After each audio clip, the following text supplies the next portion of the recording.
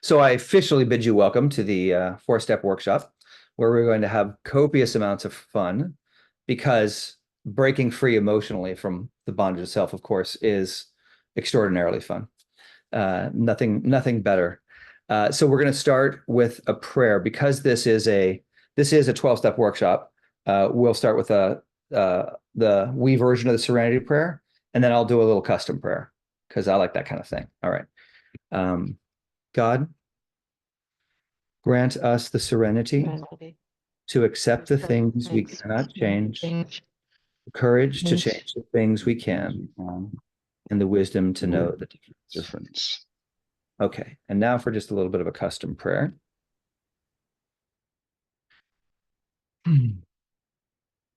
God, thank you for being here with all of us. Thank you for the opportunity for all of us to be together, to grow, to experience each other, to experience each other's depth and light, and help us mainly to see the things inside of ourselves that are not in alignment with our true natures, that are lies and deceptions that hide us, that block us from our true natures, which is complete and utter happiness. Just help us to see and gently remove anything that is not in alignment with your will. Help us to relax, let go, and have fun and enjoy all the spoils that come with relaxing into the arms of a loving universe that has got us.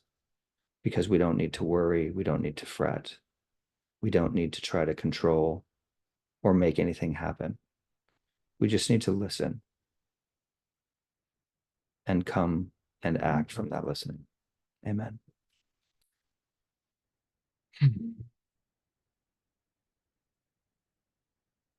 Okay, so now, as is our tradition, Inga is going to lead us in a short 3-minute meditation. She's just going to kind of guide us through going inside a little bit, getting a little bit quiet, which is always good for this kind of work, right? To be able to reduce the noise of the ego and start to come into our true selves for the real guidance that's there. Okay, Inga, take it away. Well, thank you. Yeah, welcome everyone.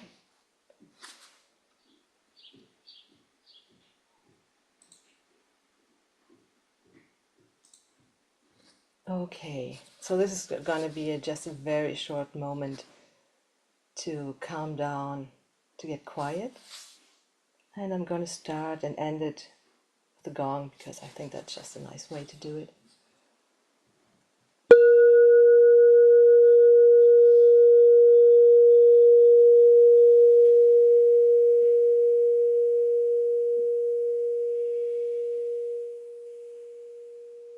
Yeah, I want to welcome everybody here in this room,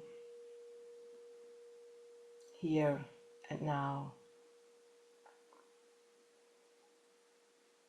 And just for the next 3 minutes, allow yourself to relax, to take a break from the doing, the worrying, the figuring things out.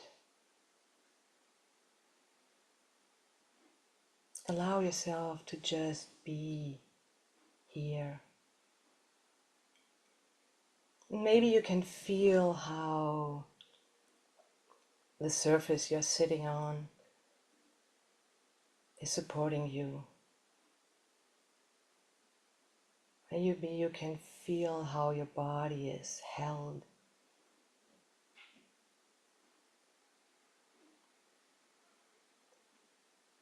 How the earth is stable.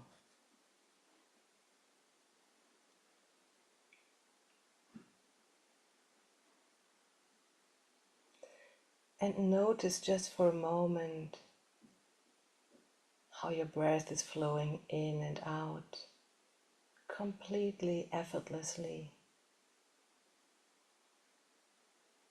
There's nothing you need to do right now.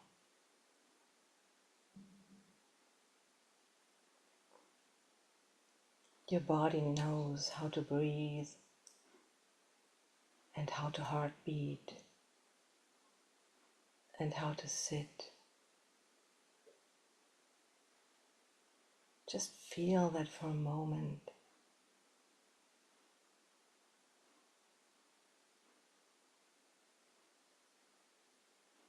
How your chest and your belly are moving all on their own.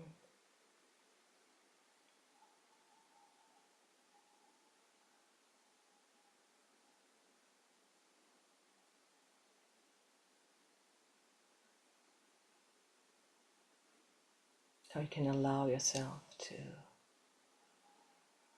let go of some of the tension in your body, if there is some. Not in a forceful way, but just as an invitation to relax, as a form of giving to yourself.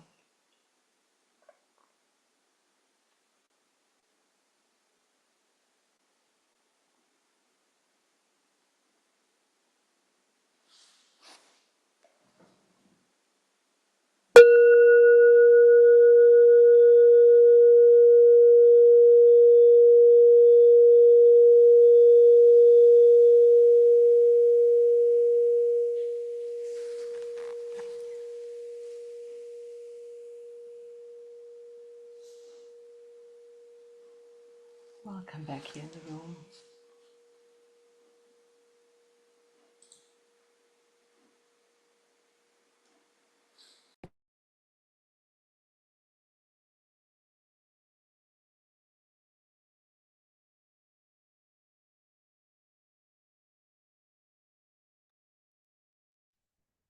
All right, that was wonderful. Thank you, Inga.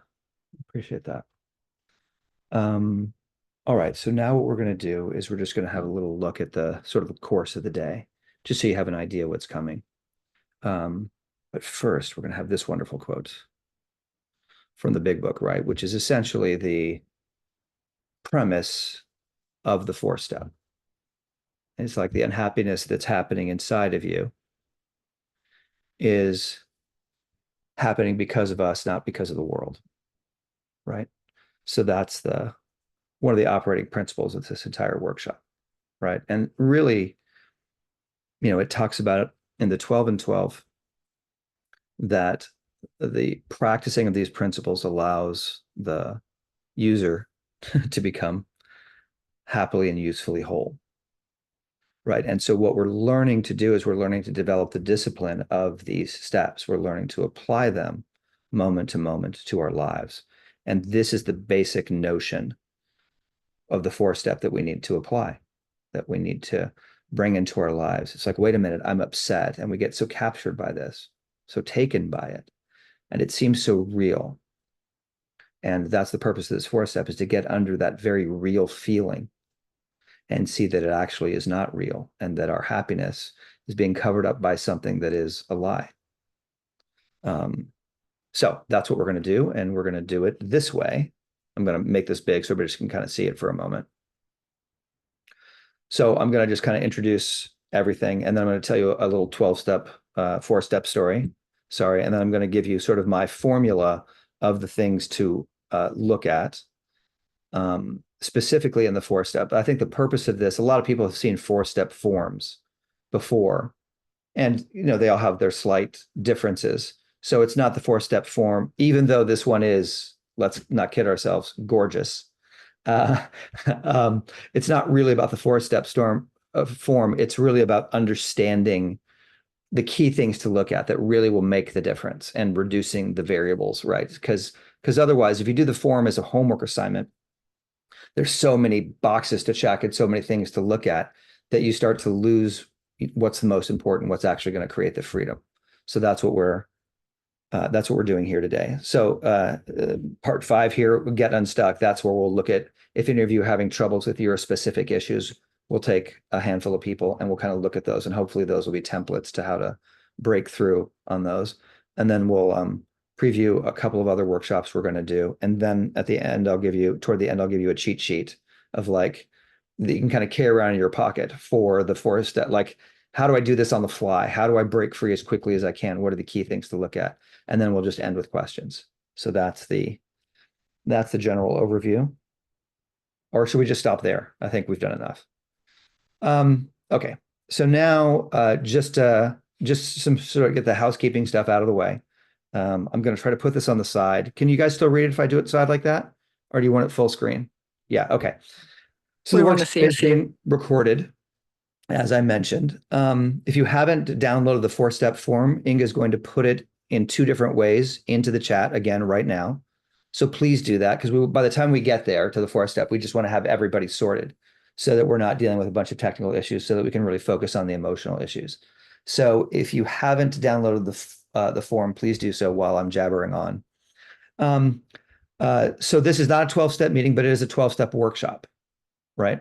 So we're going to keep a lot of the same principles that we do inside of a 12-step meeting. So anonymity, no crosstalk. We're not going to have a lot of opportunities to do that, but that's just a general thing. We want to keep all those things in mind. So when you have questions that come up, do me a favor and put them into the chat. You can chat the whole group, or you can chat Inga directly.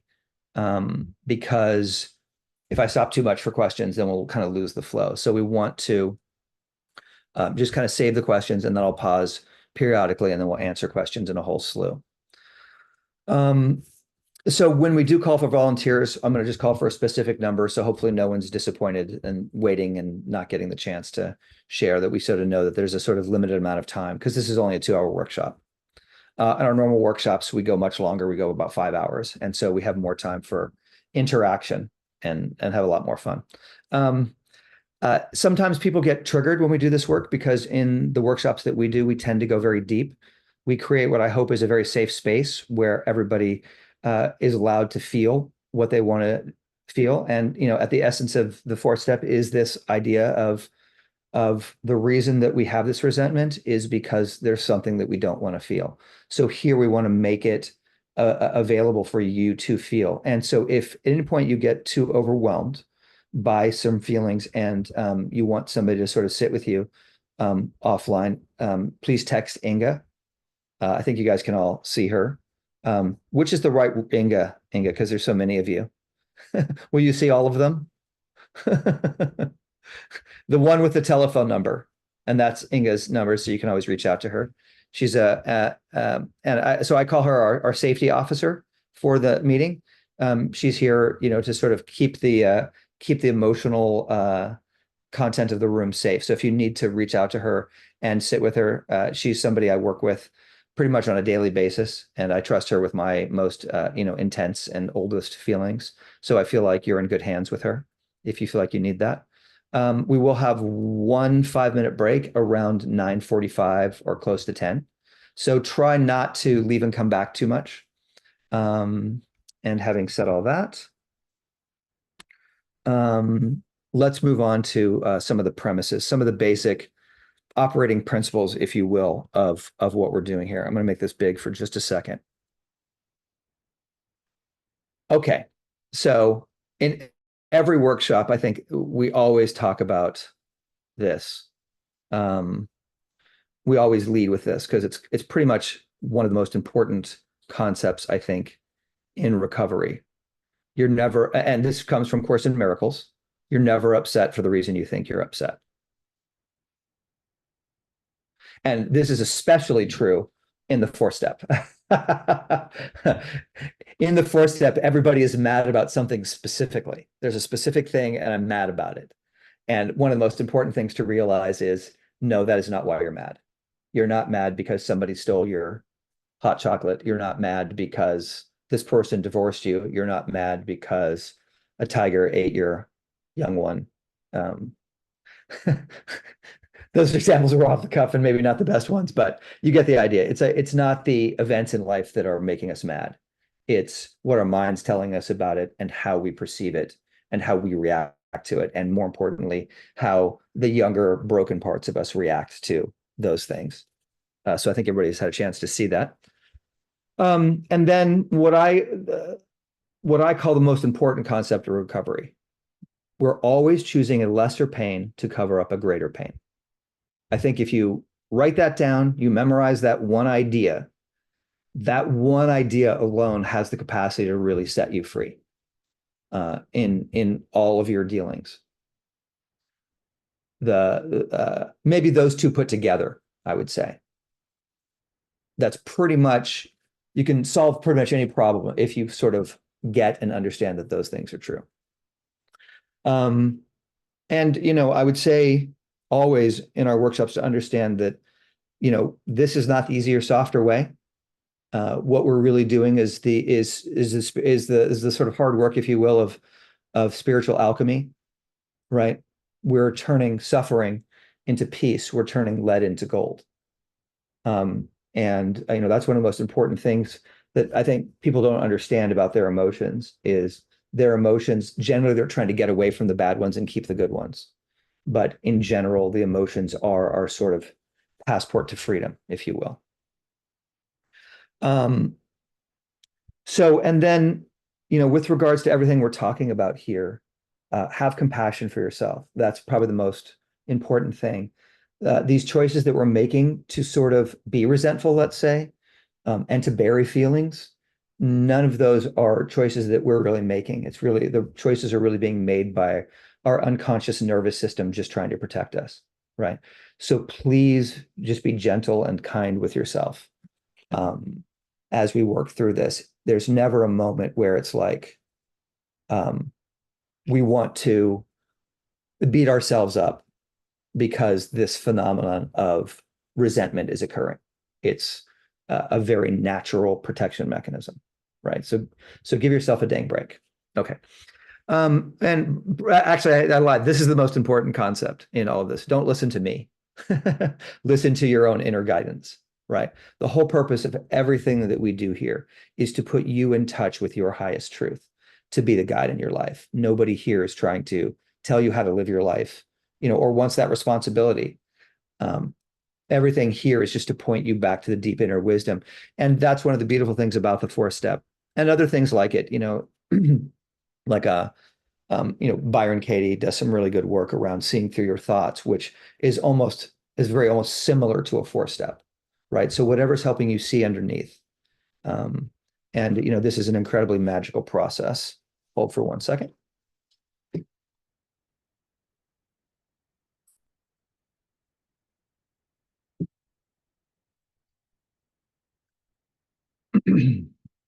Okay, so one of my favorite quotes of all time, and I was not able to find out who to attribute it to. If someone throws salt at me, it only hurts if I have open wounds. That again, so a lot of times I like this idea of triangulation, right? Where the truth is three-dimensional and we have all these different systems and different ways of talking about it. And it's really good to listen to a lot of people talk about it in different ways, because then it helps you actually pinpoint where the truth actually is. It's probably not in any one system, one idea, because one idea is kind of two-dimensional. It doesn't map the entire area, right? So somebody, maybe this quote or this way of thinking about it really makes them go, aha. Hearing about it in a different way, hearing about it from different people, always good, because that's what we want to do. We want to keep our hearts open to the truth and allowing that to be revealed to us, which is kind of the spirit of the second step. I stay open. I get out of the debating society, right? Okay, so I'm just going to share a quick four-step story from me. Probably one of the most powerful stories of the way the four-step made a gigantic difference in my life. So this story is not as old as some of the other stories. For me, this happened about 12 years ago. So I just turned 45. It was my 45th birthday. And I was mad at both my wife and my father for not supporting me more in my filmmaking career. But because of all this four-step work that I've done and because of all of it, I had to stop. And I'd say, well, wait a minute. Who's not supporting me? So one of the tenets that we'll get into this work is to realize that in every case in a four-step resentment, I am always doing what I'm accusing the other person of, without exception. The common 12-step way to say that is, if you spot it, you got it. So I'm saying they're not supporting me. So who's not supporting me? I'm not supporting me. So I realized that in that moment. I said, what I'm not, I want to be a filmmaker. So what can I do? Well, how am I not supporting myself? Well, I wasn't showing up for myself. I wasn't doing anything. And so it was kind of in that moment where I began to write every day because filmmaking is such an intensive process. I was too overwhelmed by getting out there and trying to shoot something and make stuff happen. But I knew that I could sit down and I could write on a daily basis. And so that's what I started doing. Um, and so what I realized I was doing, and I think if you've looked at all of the four-step document I sent, you'll see I used that resentment in there as just kind of a template for us to use. So it's probably good that I'm talking about it and getting a little more in depth here. But basically, it was preferable for me to live in the feeling of my father is not supporting me. My father doesn't love me. If my father was supporting me, then I would be the amazing, famous filmmaker that I want to be right now. So, can you see the lie in there? It's all his fault. If he was doing something differently, then I would be experiencing freedom and joy and abundance in my life. And that is the essence of every resentment. And I'll tell you too, and I don't know if this is outside issues or whatever, but I'm going to take a swing at it. We quoted Course in Miracles right here at the beginning, which I don't know if have all of you've done this, but I listened to the entire 40-hour audiobook, and it was like, wow, that is really dense.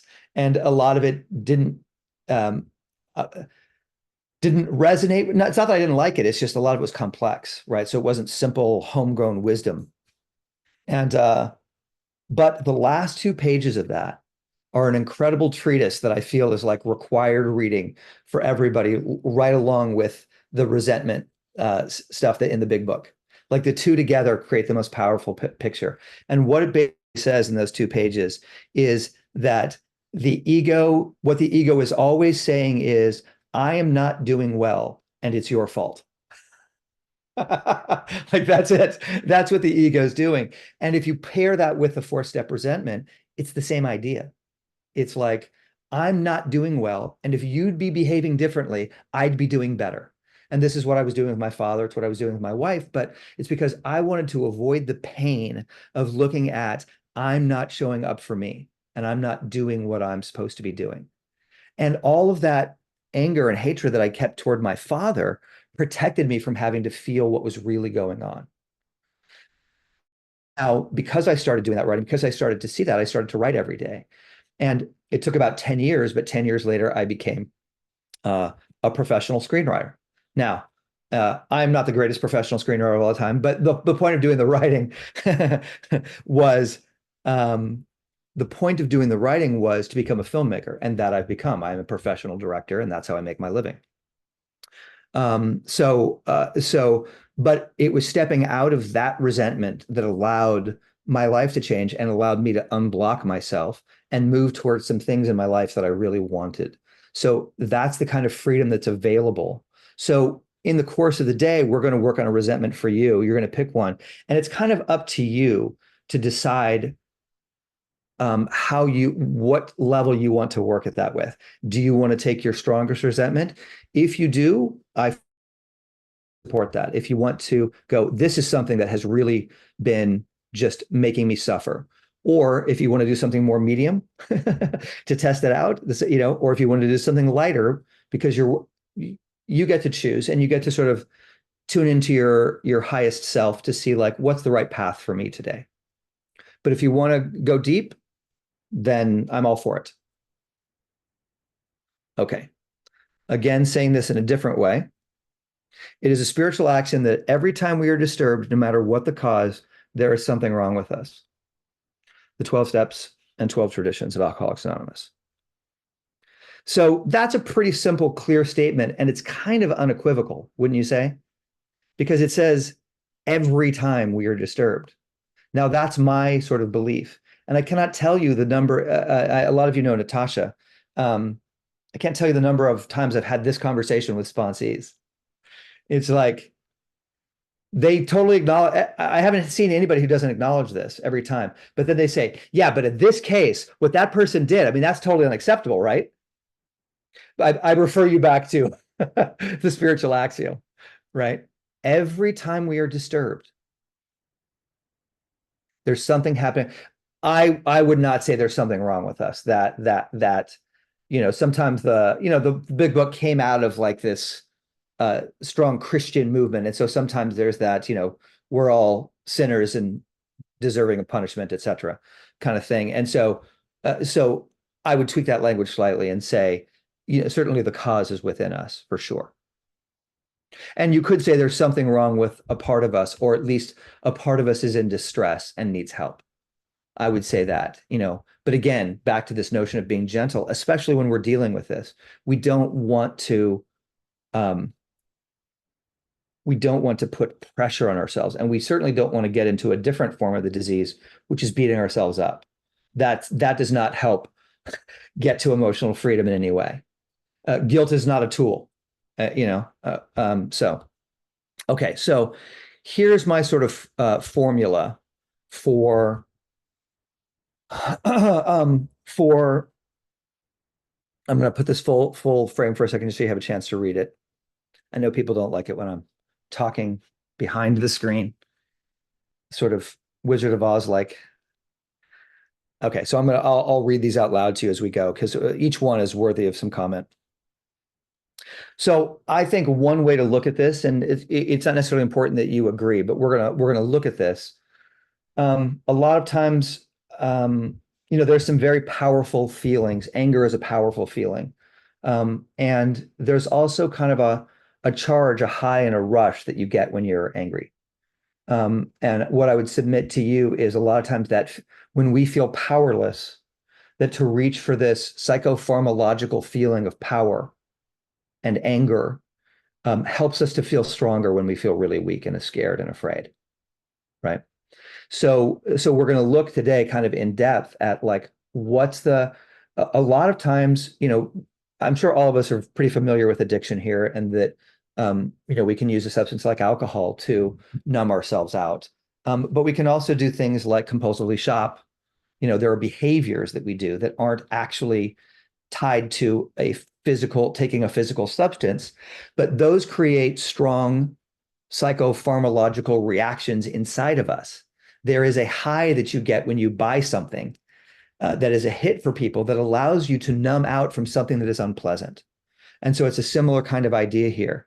There is a high we get, and as we get into this, you'll see there's also a low too. There's a lot of payoffs that we get inside of a resentment that maybe we weren't aware of. In addition to the pain that we feel, because no one's saying that resentment feels good. We know it feels bad, but maybe it just doesn't feel quite as bad as that other thing that we're avoiding, right? And let's be honest, in any of your addictions, do your addictions always feel good? No, right? There comes a time where they don't feel so good, right? It's not just all this, oh, this is so wonderful. So the purpose of any drug addiction, the purpose of any addiction, I would say, is to not feel. And this includes things that go beyond even our addictions into what I call, so in some ways, our primary addictions, which is our character defenses. A lot of these things, as we get into when we start talking about the emotional sobriety workshop, there are a lot of ways that we protect ourselves. And there's a lot of ways that we numb out that go beyond what is just considered the standard addictions.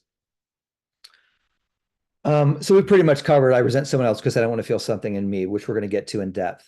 Okay.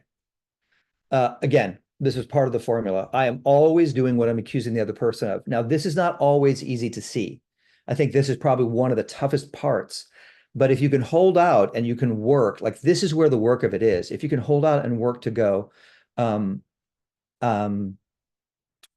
am I doing it? And you actually get that picture, it will create a lot of freedom in you. So I'm going to give you an example from Natasha, who a lot of us here know and love. The first resentment we ever did, and I would do this if she was here today. Oh, by the way, she's not here today. She normally would be. She had a work emergency that she's dealing with. So if you're missing her, well, join the club. Okay, so so The first resentment we ever worked through with her was toward her mom. She was angry at her mom because her mom doesn't listen to her. So hopefully you hear already. I hope the question is already in your mind. Who's not listening to her? Right? She's not listening to her. She's not taking care of her needs. She's not stating what she needs to her mom and to say what she needs.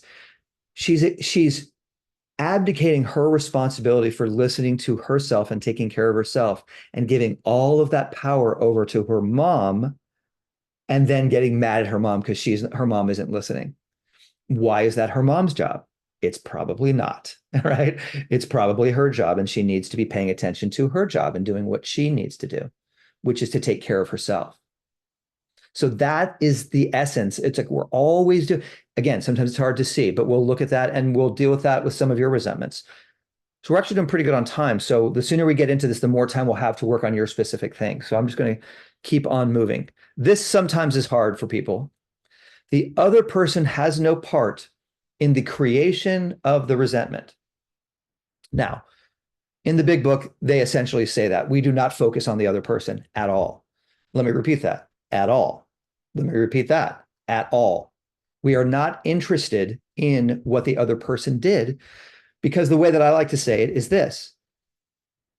If there's a shark swimming in a tank and I put my hand in the shark tank and the shark bites my hand off, do I have any real right to be angry at the shark? Not really.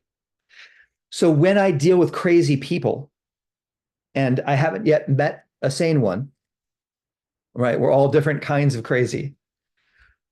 Crazy people are going to do crazy things. That is to be expected.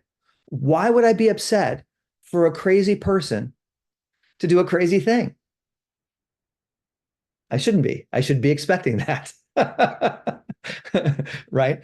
So and the other and the deeper part of this is again one of the things, and we don't really talk about it here. We talk about it quite a bit in the emotional sobriety part, which we'll touch on later. There's a whole depth of taking these kind of principles sort of even deeper, right, into every emotion in your life, not just resentment, but this notion that the reaction that I'm having actually does not have to do with the present. I'm not upset about what this person is doing in the present. It's a trigger for a past event, a past response. So really what's happening is when, especially when I'm the most activated, and of course in a resentment, we're always activated, we're always triggered. When I am very triggered, I am reacting from a 3-year-old, 4-year-old, 5-year-old kind of place. And so part of getting back to sanity is seeing those parts that are being activated and realizing that it doesn't have to do with this adult person. Another way I like to say this is there are no grown-up emotions. When we're having strong emotions, another way, and we've all heard this one, right? If it's hysterical, it's historical. And I would submit to you that anytime that we're being angry in the way that we're talking about here in a resentment, that is an example of hysteria, right? Or a reaction from this overly emotionalized place. And it's very difficult for us to let go. But it becomes easier when we start to see it. Okay. So let's see. How are we doing on time? Hey, we're 5 minutes ahead of schedule. That happened once before in my life. Okay. So the question is for the room, does everybody have their 4-step sheet downloaded? Is everybody capable of following along, etc.? Okay. Now we're scheduled to take a yes, good. Thank you. We're scheduled to take a break right now. It doesn't feel like we've been at it that long. Does anybody need a break? Should we take a short, like 2 or 3 minute break for people to go to the bathroom? I'm seeing a lot of people shaking their heads no. It's like, let's, okay, I'll tell you what, we're just going to do a quick 3-minute break.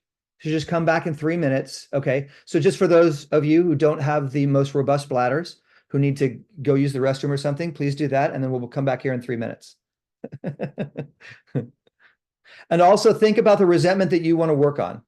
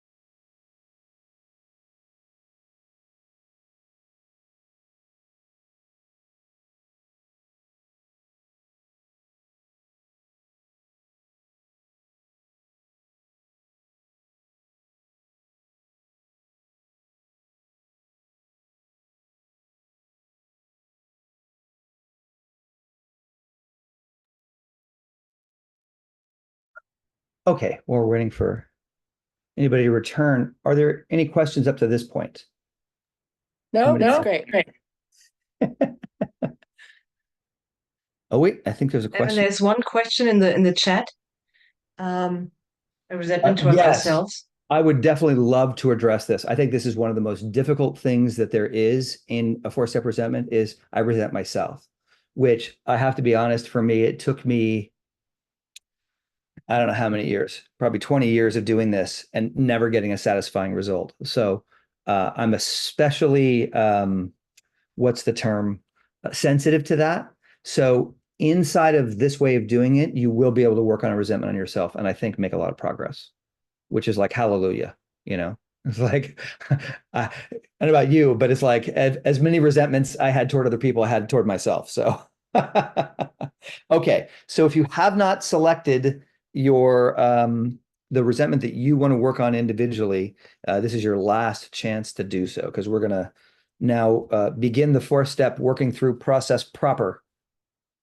Okay, so There's I'm another going hands to up. I don't know if you want to address that before you start, Evan. yeah, let's do that just so we don't have any issues. Okay, I'm not sure how to say your name. Is it Anjuli? Anjali, sorry, I didn't want to interrupt or anything. I just wanted to ask, are you going to give us instructions later how to get the recording of this session? Um, let's see. I don't know. The recording will be up on the site at a certain point, so you'll be able to access it there. And for those of you who've been to other workshops who are patiently waiting for your recordings from those will go out this week. So you will get to Thank you. Looking forward. yeah, listen to my wonderful voice for for as long as Thank you you. want. Okay, so let's do. Okay, I'm going to share my screen and let's do some four-step work together, shall we? Okay. Now, I'm trusting that everybody can see that. To see my form? Yes, good. That's what I want to hear.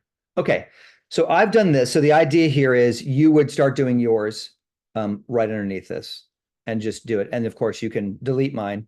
You keep it in there just as a reference for a little bit, um, just to sort of guide you. Some of the answers might be helpful.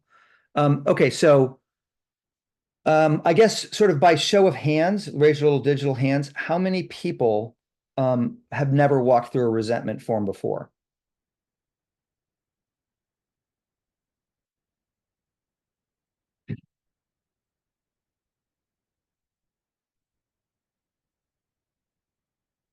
Okay. All right. So you're going to put the person, the people, the group, the institution, whether it's the government or the IRS, whoever it is, you're going to put that entity that you are angry at in that spot. That's probably the easiest column. Most of you usually know who you're angry at. And the next one's the second easiest column, why you're angry.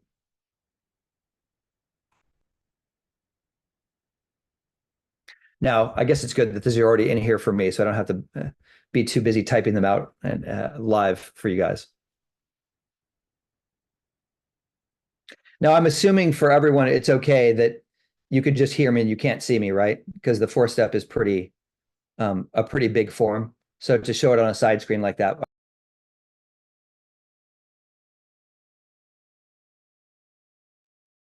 Was I muted? Sorry, Evan, I muted you.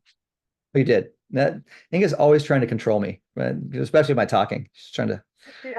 So I'm assuming that this is okay to have this full screen. Yeah. And so that everybody can see it. Okay. Okay. So depending on how you downloaded this, one version I have has really cool checkboxes, but it wasn't working for everybody. So what I normally do is I come through and I just put like a capital Y on what it affects. Now, self-esteem, pretty self-explanatory. In this case, with my father not supporting my film career, I didn't feel like he loved me. That affects my self-esteem. So I put a Y there. My emotional security.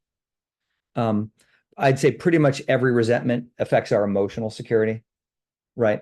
My emotions are out of balance. And so, and it may go deeper than that, but pretty much in every case. In this case, my father not supporting my filmmaking career because that's how I was trying to earn my living, that was affecting me financially. So you just have to ask yourself, is this affecting me financially? And you'll notice that the more of these boxes that are checked, the stronger the resentment usually is. That's kind of how it works, because it's affecting it. Basically, it's making you scared. It's threatening you on more levels. Okay, is it affecting your ambitions? This is your desire to make it in the world, to acquire, to achieve, to become, right? This is 100% for me, my father. Personal relations. Personal relations is in every case checked, because this resentment is affecting your personal relationship with the person you're upset about.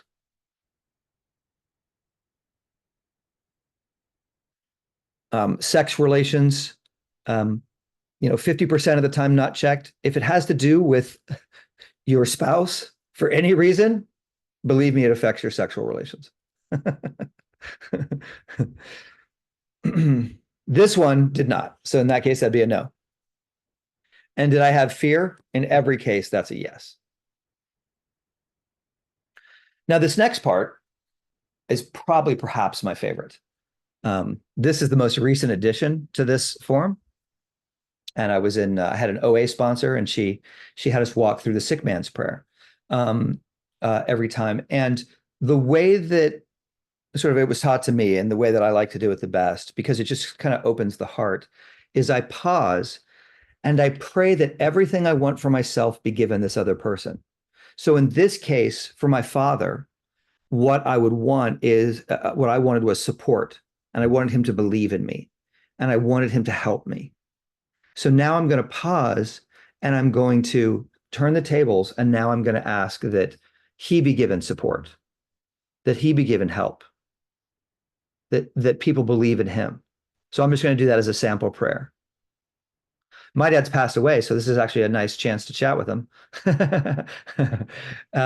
So let me just do this as an example, and I'll do this one, and then what I want you to do is to do it for the person that you're having a resentment toward, okay? So God, the universe, I pray for my father. I pray that wherever he is, wherever his soul and spirit is, that he feel supported, supremely supported, that he has people who believe in him, who care about him, who can see his talent and potential. I pray that he be helped in all the ways that he is not strong, that he be propped up, and that he be taught to be strong in the places where he's weak. And I pray that he know fulfillment, and that he gets to express everything that he is in a way that allows him to shine.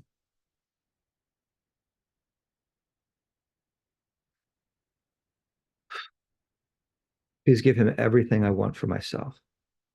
Amen. So I'll just tell you a little story about my father. This is where I inherited a lot of this stuff from my father, right?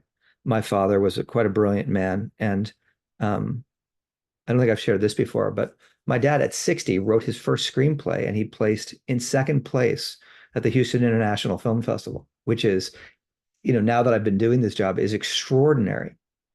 But one of his core traumas is when he was like 27, like the year that I was born, he had a #1 hit song on the radio, and it got banned because it was about topless sunbathing. It's called A Tall Drink of Water. And it crushed him.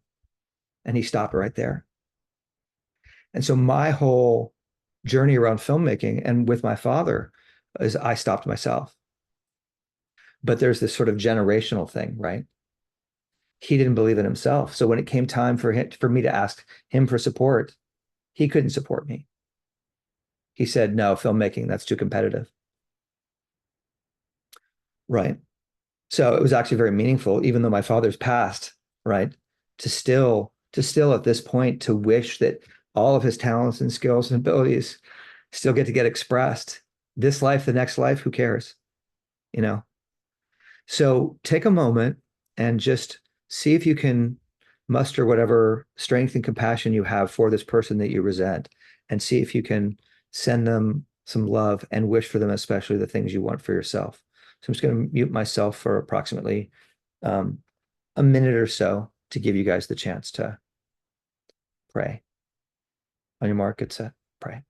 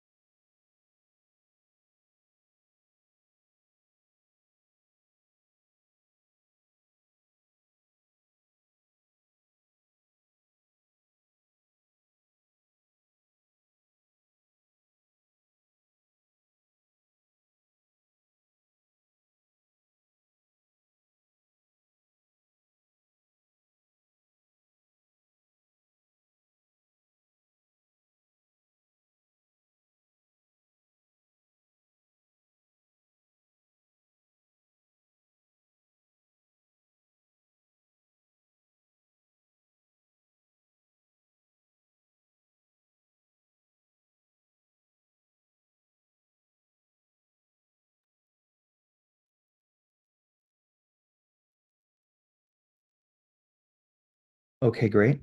Good work. I just wanted to pop out from behind the screen to say good work. Okay. Back to the salt mines. Here we go. Okay. This next one, I don't want to spend a lot of time on it, but it's an important and emotional base just to touch. When I'm in this resentment, I'm not caring about the other person. I'm not thinking about them and what they need, right? Now, that does not mean that you don't care about this person. In fact, the opposite is almost for sure true. You absolutely care about this person. It's just inside of the resentment, it's a small, and we're going to see in a minute, very much a childlike part of ourself that is concerned with itself, right? So a lot of times I talk about in a 4-step, it's just touching the emotional basis. And just to give you a little bit of a preview, if you look across the document, there are 4 columns here in blue that are marked in a slightly darker shade of blue. These are the keys. These are the critical pieces of the 4-step that matter. So it's important to touch these other things. You don't want to just rush over them, but you want to pay particular attention to these things in the dark blue. Okay.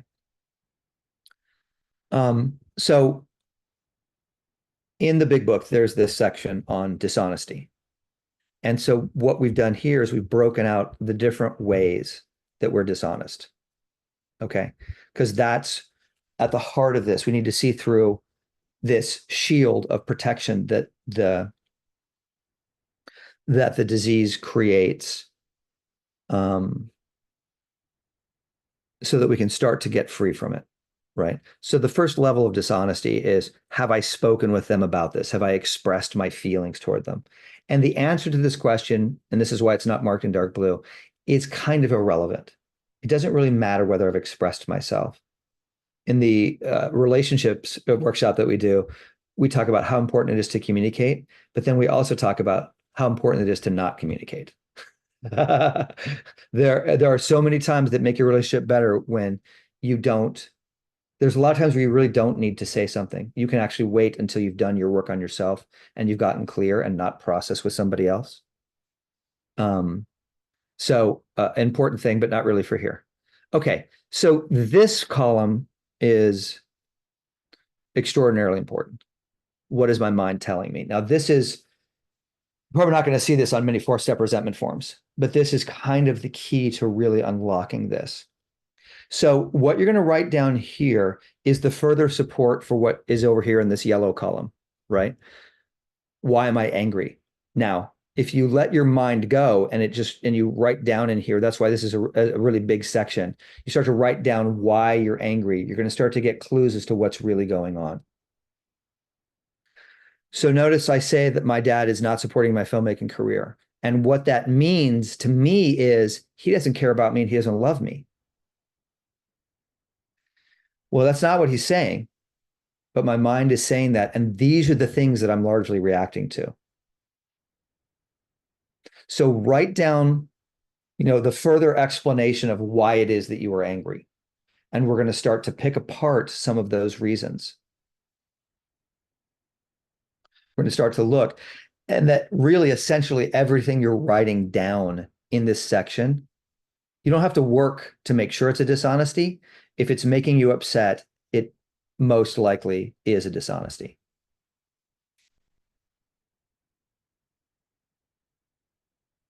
Don't like the fact that I can't see you guys all this time. So go ahead and write down those reasons. What are the reasons? Well, they said this to me, they cheated me. They did X, Y, or Z, whatever it is, whatever the continuation of that thought of what they did and why it makes you so mad, write those things down. Sybil, you want me to rephrase something? Oh, did I miss it? Was I too late? Was that for? Yeah, that's it, please. Which column are we in? I'm blacking out a little bit. Okay, let me put this back on screen. Okay, so we are in what is my mind telling me? Okay, Okay. So Okay. what we're looking for here is all the what is it telling me about why I'm upset and what this person did? It's basically the supporting case. okay, thanks. Yeah.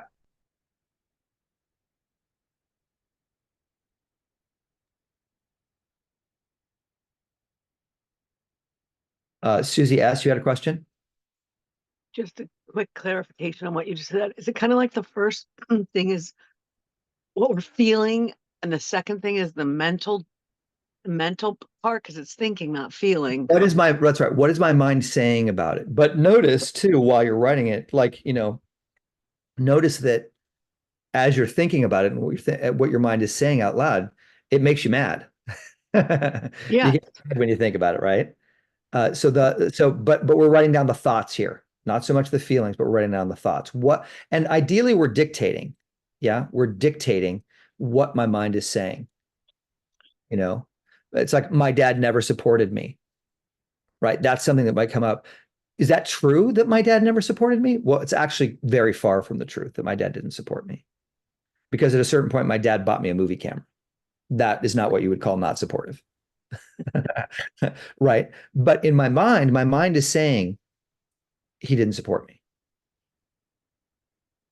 So now just look to see if you can start to, for those of you who've done Byron Katie type work, this will be a little bit easier to see that some of these feelings are false.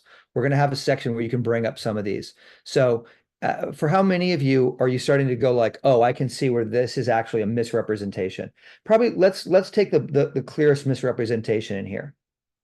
So if my dad doesn't support me in my filmmaking career, does that automatically mean that he doesn't love me? It doesn't, does it? It means he may not be supportive of that choice of career for me, but in fact, it could very much mean that he loves me very much and doesn't want to see me get hurt, right?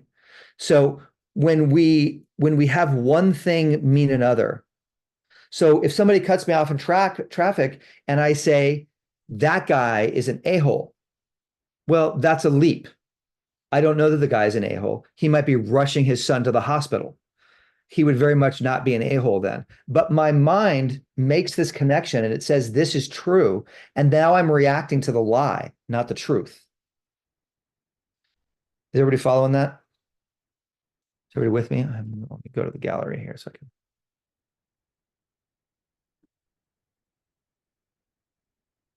Let me just see by a nod of heads. Is everybody following that? Yes. Okay, good. Thank you.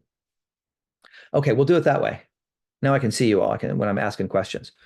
Okay, everybody good so far? Everybody kind of following what we're doing here? And are you able to see at least some of the dishonesties? Yeah, okay, good. And then for the ones that are tough, where you're like, I can't quite see the dishonesty, save that, because we want to touch on that when we have you guys come up. So I'd rather, when we do is when we have everybody kind of go through, what I'm going to focus on is making a little bit of progress with each of you. But, when we do this, sometimes if we have a really tough resentment, I'll sit with a sponsee for an hour, right? So we're not going to do that, obviously. So we're just going to look to make a little bit of progress with it and then sort of move on so that more people get a chance. Okay. Okay. So we already saw for mine's an easy example here. How am I doing exactly what I'm accusing them of? I already answered that for you guys. I led with that. But that's the thing is like, okay, my dad's not supporting me. So this is what I want you to get. You can automatically take whatever your anger is and literally turn it around and say, I am doing that. and I'm trying to project onto them. The reason I'm mad at them is because they're doing that. No, the real reason is you're mad at yourself because you're doing that or not doing that. Does that make sense? Now, not always easy to see, like I said. I'm not supporting myself. I'm not showing up for me.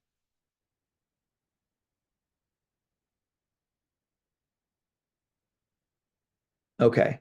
Everybody kind of with that one at least in theory? Are some of you having trouble seeing how you're doing?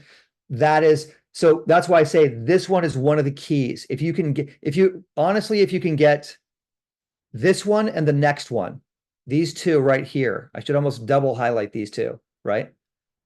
How am I doing what I'm accusing them of? And what is it that I'm trying not to feel? These are the two keys. If you get these two things, your resentment will evaporate.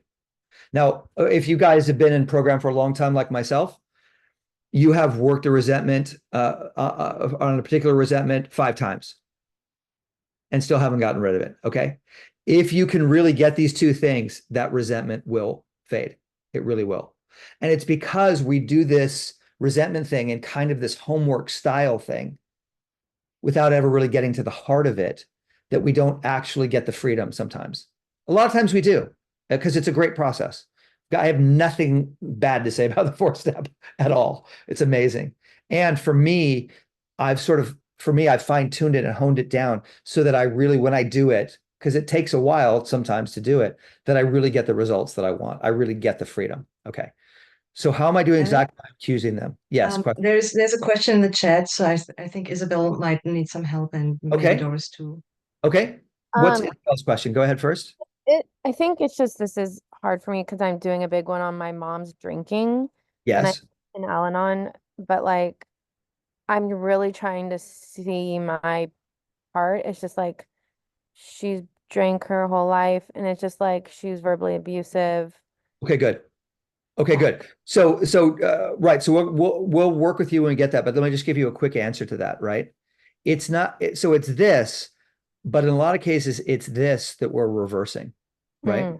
So in this case, it's like, let's say she's drunk her whole life. I'm assuming that you're not, right? So you're not drinking. So that's not how you're doing what she's doing. Okay. Yeah. But it might be she's not showing up for you because of the drinking. Okay. And now what's happened is you've learned that pattern of people don't show up for me. And you've internalized that now as your mom. And so you neglect your needs and you don't show up for yourself. It's going to be something like that. Does that make sense to everybody? Yeah. Okay. So I'm doing it. That's why it's sometimes tough to see, because somebody will say, well, this person lied to me. And then they'll say, I'm not a liar. But if we get down underneath lying to what that means, that's why this column is so important. The one that says, what is my mind telling me? Because there's a lot of clues there, because I could also do the same thing for, he doesn't care about me. He doesn't love me. Okay. Am I loving myself? Am I giving myself care? No, I'm expecting him to do it for me. So you see, I'm doing these things. Now, the fact that I learned it from him, is a consideration, obviously, but still, it's what I'm doing that's bothering me. I'm doing it. They're not doing it. They may be doing something that looks really similar, or they may be even doing the same thing, but that's not what really bothers me. What bothers me is I'm doing it to me. But I'm trying to escape the responsibility of that, because I don't want to have to show up for myself and take care of myself.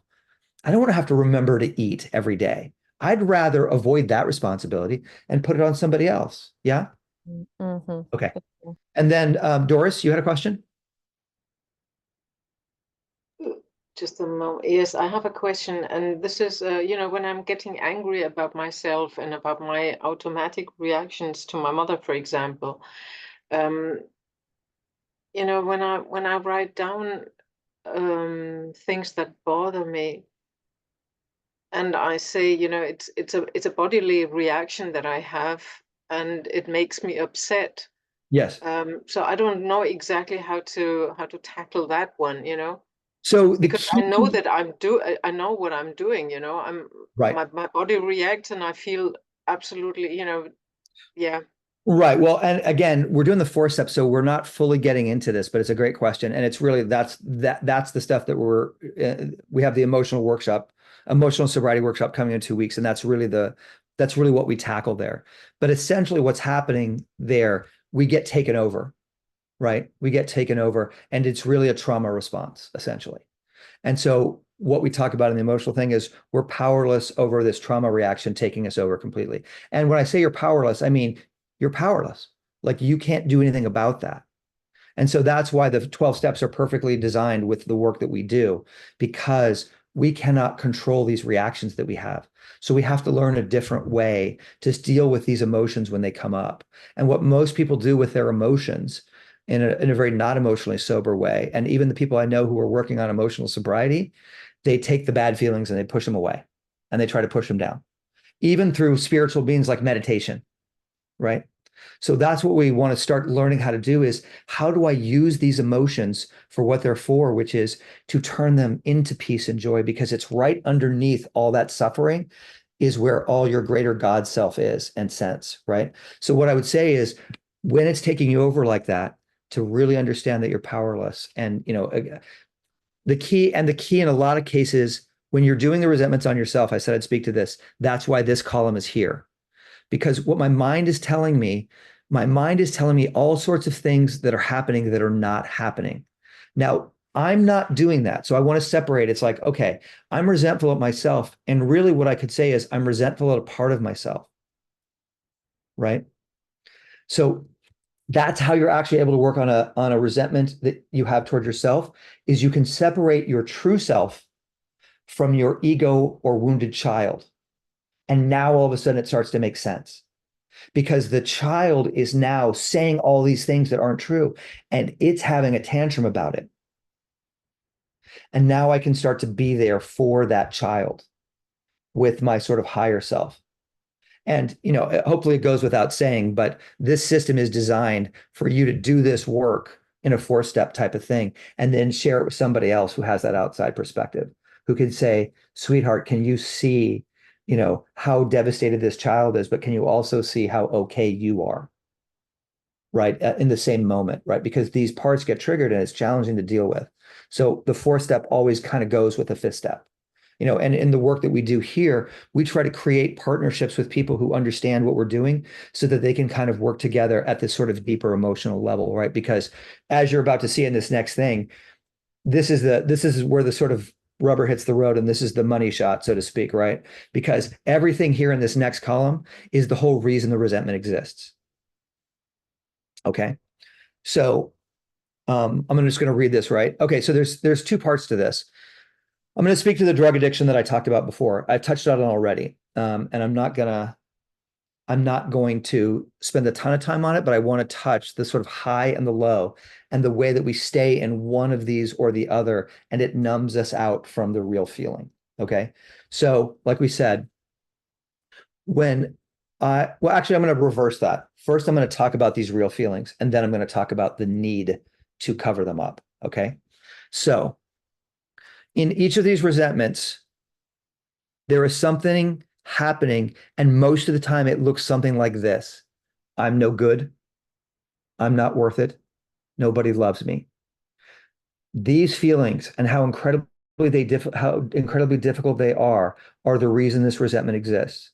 We cannot get next to these feelings, or our nervous system will not safely let us get next to these feelings because they are too intense. Oh, my camera just went out. Oh, you guys can't see that. Aha.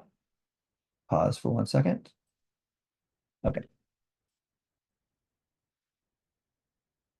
So, and the key to this is kind of what I was talking about here, right? So my dad not supporting my film career, the dishonesty is he doesn't care about me, he doesn't love me. Well, really, he's afraid I'm not going to make it. He loves me and he's trying to spare me that pain. Okay. But and it's not really in here, so I'm going to put it in here now.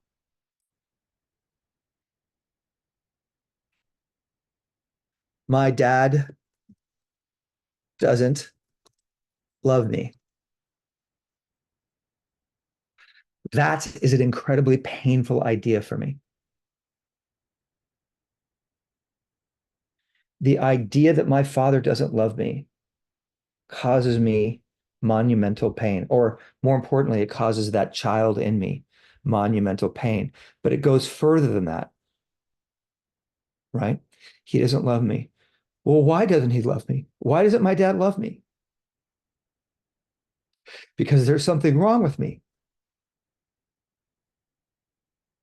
He doesn't love me and care about me because there's something wrong with me. Now, can you guys see why this resentment exists?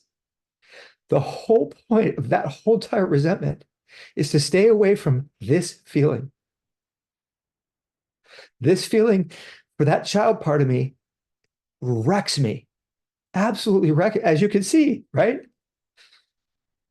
Just that child just wants so much to be loved by his father. And there's nothing he could do to get that. And so the answer must be there's something really wrong with me, because that's what children do.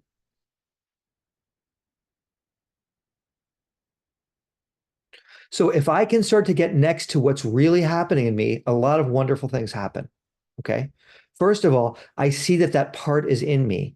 And now I can learn to become emotionally sober and start to take care of that part, right? And deal with that part directly. You see, because by trying to become a filmmaker to impress my father and become a success, do you see what a waste of time that is? Because it's not going to affect that feeling at all, ever. The only thing that's going to affect that feeling at all, ever, is just the way that I was being with it just now with you. And we can do that for each other. I can get down to that part. And just even that little bit that I touched, God, I just feel even just a little bit lighter. And that's the big secret that nobody is ever talking about, is actually when you go into these feelings and feel them, they don't become stronger and worse and kill you. They actually lighten up and you feel lighter and freer, because this feeling got interrupted halfway through. I was never safe to feel like my father doesn't love me. I had to carry that around for years. Right? So is that all making sense? And do you see why this is the key to the whole? It's like you've got the form and you fill out the thing, but who cares? So let me come back to the sheet here. Okay, so that's why these three right here, if you really start to get a hold of these, if you really start to look at these three things, and I'm tempted to make them slightly narrower, although I don't know if it's going to mess up other people, because I think there's some people who are on this document with me. Okay. There we go. I think we can see all those three now, right? That's it. If we can really identify what my mind is telling me and start to see that the things that are telling me aren't really the case, that's the first part of it. It's telling me a bunch of things, and the things it's telling me are making me miserable. It's not because my dad's not supporting my filmmaking career. That's actually not even upsetting me. It's the fact that he doesn't love me and doesn't care about me. That's what really bothers me. And I think we could just see that. Yeah. We just saw that in real time. Okay. And we've already seen how, if I can see how I'm actually doing what I accuse the other person of doing, that is one of the pieces of the puzzle. And of course, this is the big mama, the big daddy right here. If I can really get down to this, so this goes even further, right? It's not just that my dad doesn't love me. It's he doesn't love me because I'm bad, right? That's really what's going on. That's the source of the pain right there.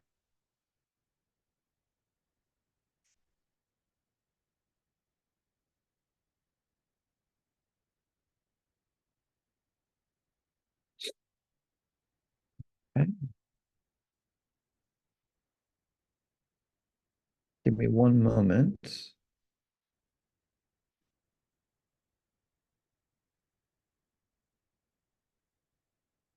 Okay, is that making sense to everybody? Okay. All right, so now we're going to just move on. And these are really important things to see in self-seeking, positive and negative. So it's important to see, and maybe when we get to talking to some of you individually, we'll see some of this. That there is, in all of these cases, a very sincere and beautiful desire, usually from the child. And usually it's to connect and feel love. So see if you can see that in this, right? So if it's a kind of situation where it's an upset at a parent or somebody else, there is a very genuine, true desire to really connect. That's almost always what it is. And again, if you have a question about this, we can address it with you individually. But that child is so beautiful and so just wants the parents to love them, love their parents, to feel safe, etc. And that's all good and beautiful. And then this next part, I'm just gonna let you look at it here for a second, and I'm gonna pop off the screen here. Okay. What negative pattern am I addicted to? Okay, so this is negative self-seeking. And this can be a tricky concept, and I'm going to spend a little time on it because I think it's a really important concept. So the person who really helped me, my sponsor, who really helped me really go deeper in the fourth step in this way, and then I've sort of added a bunch of this stuff on myself, but he said one thing, and I find it so profound. My sponsor, Bob, I want to give him full credit for this little piece of brilliance, and that is, whatever we got as children, that was love for us. So if you got criticized as a child, then you are not going to feel safe in this universe unless you are criticized. And if somebody else isn't doing it for you, you will criticize yourself. If you got hit with a lead pipe every day, then in order to feel safe in this universe, you need to get hit with a lead pipe.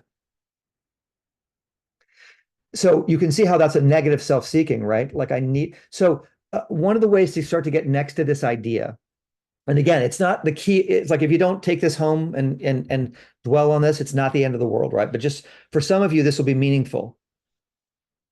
You know when something feels bad, but it feels like home.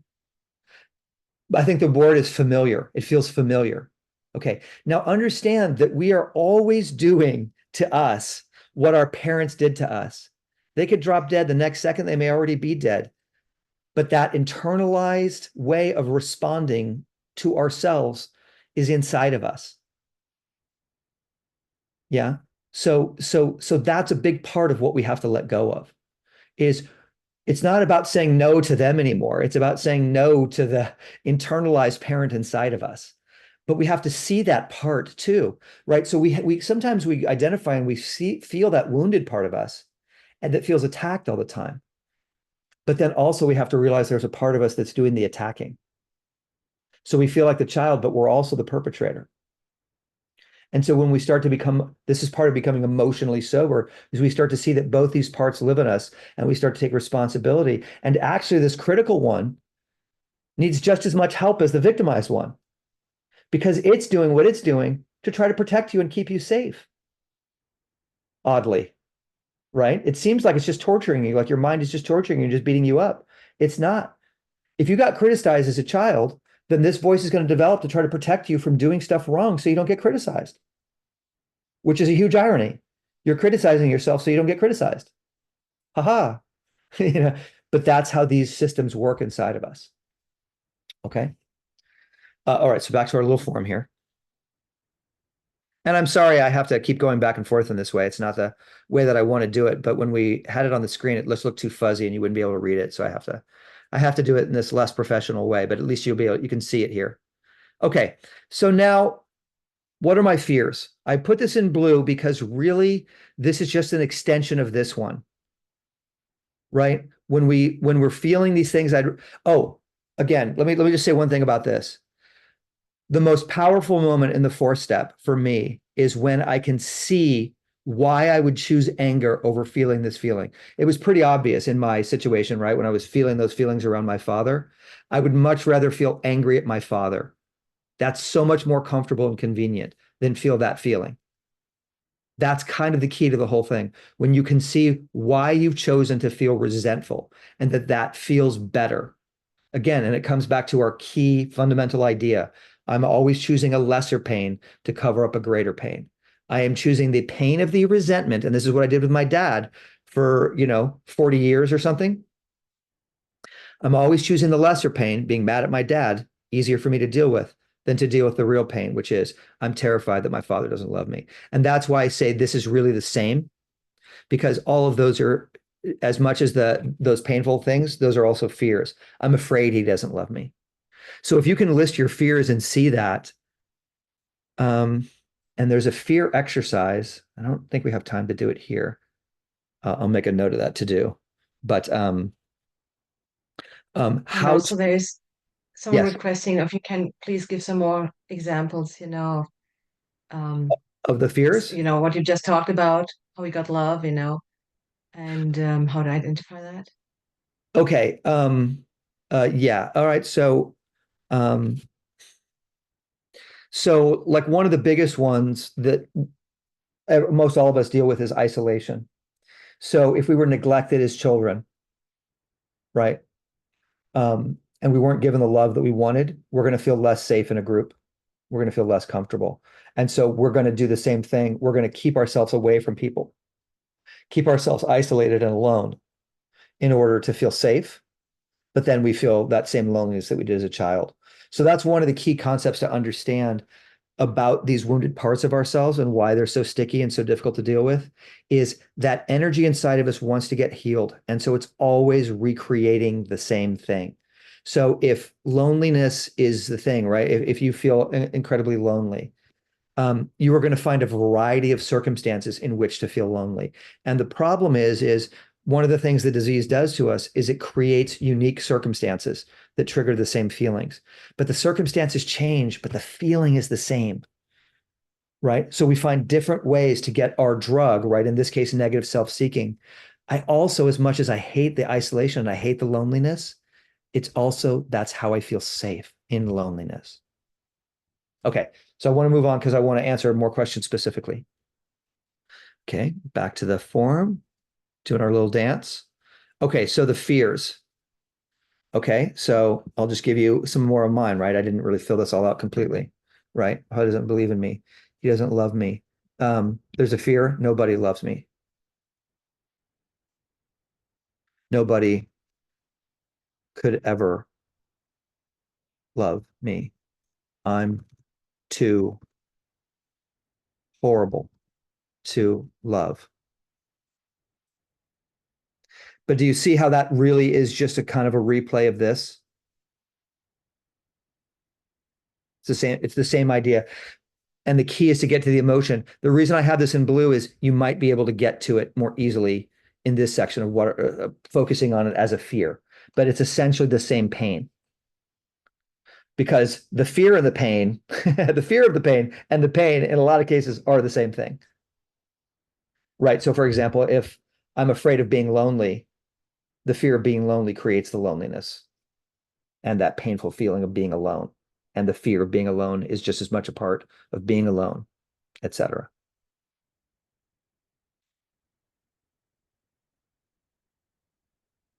So that's why in the little description here, I'd say if you can get these three things here, that will undo most resentments. Okay. And again, not always easy to get all those, right? This is, like I said at the beginning, not necessarily easy work. Okay, so I don't want to spend a lot of time on this. Do I owe an amends? I think for most people, that's pretty self-explanatory. So I'm not going to focus on that too much because that's not too unique.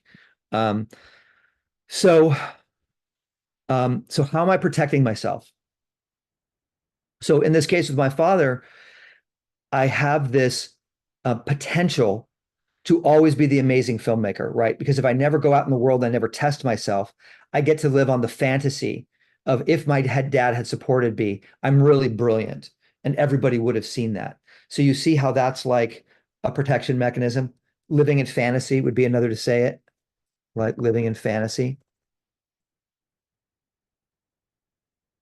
And in almost all cases, so they call them character defects in the big book, but understand these are all protection mechanisms, right? And all these protection mechanisms, staying small, never risking so I can't fail, being the undiscovered genius. What else do we see in here? So, certainly in pretty much every resentment, you've got blaming. I'm blaming others. I'm projecting. I'm avoiding responsibility, etc. Now, this is that part that I was talking about where you don't want to look at this list and go, gosh, what's my problem? I'm terrible. Right? That's not the point of this. The reality is we all have these. Ooh, I can make this bigger. Look at that. Right? So we want to list out these character defenses, and that's a whole nother workshop. Is how do you start to work with these things that we're doing that are protecting us at a deeper level? So understand that a resentment is its own defense mechanism.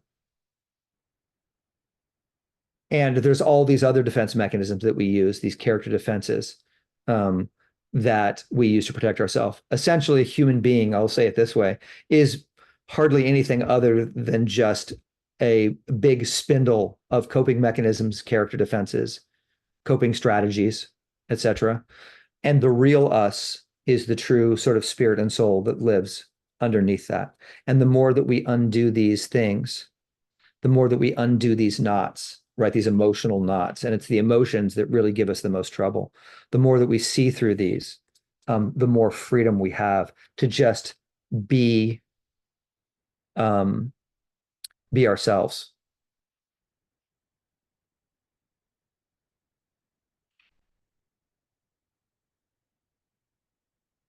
Okay.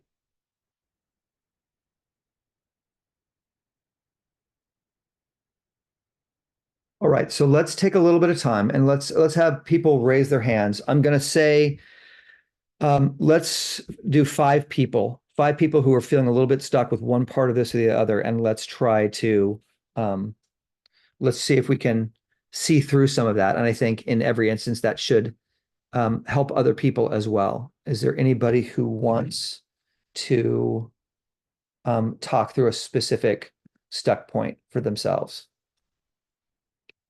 Okay. All right. Sybil, I'm going to have you join me on screen here.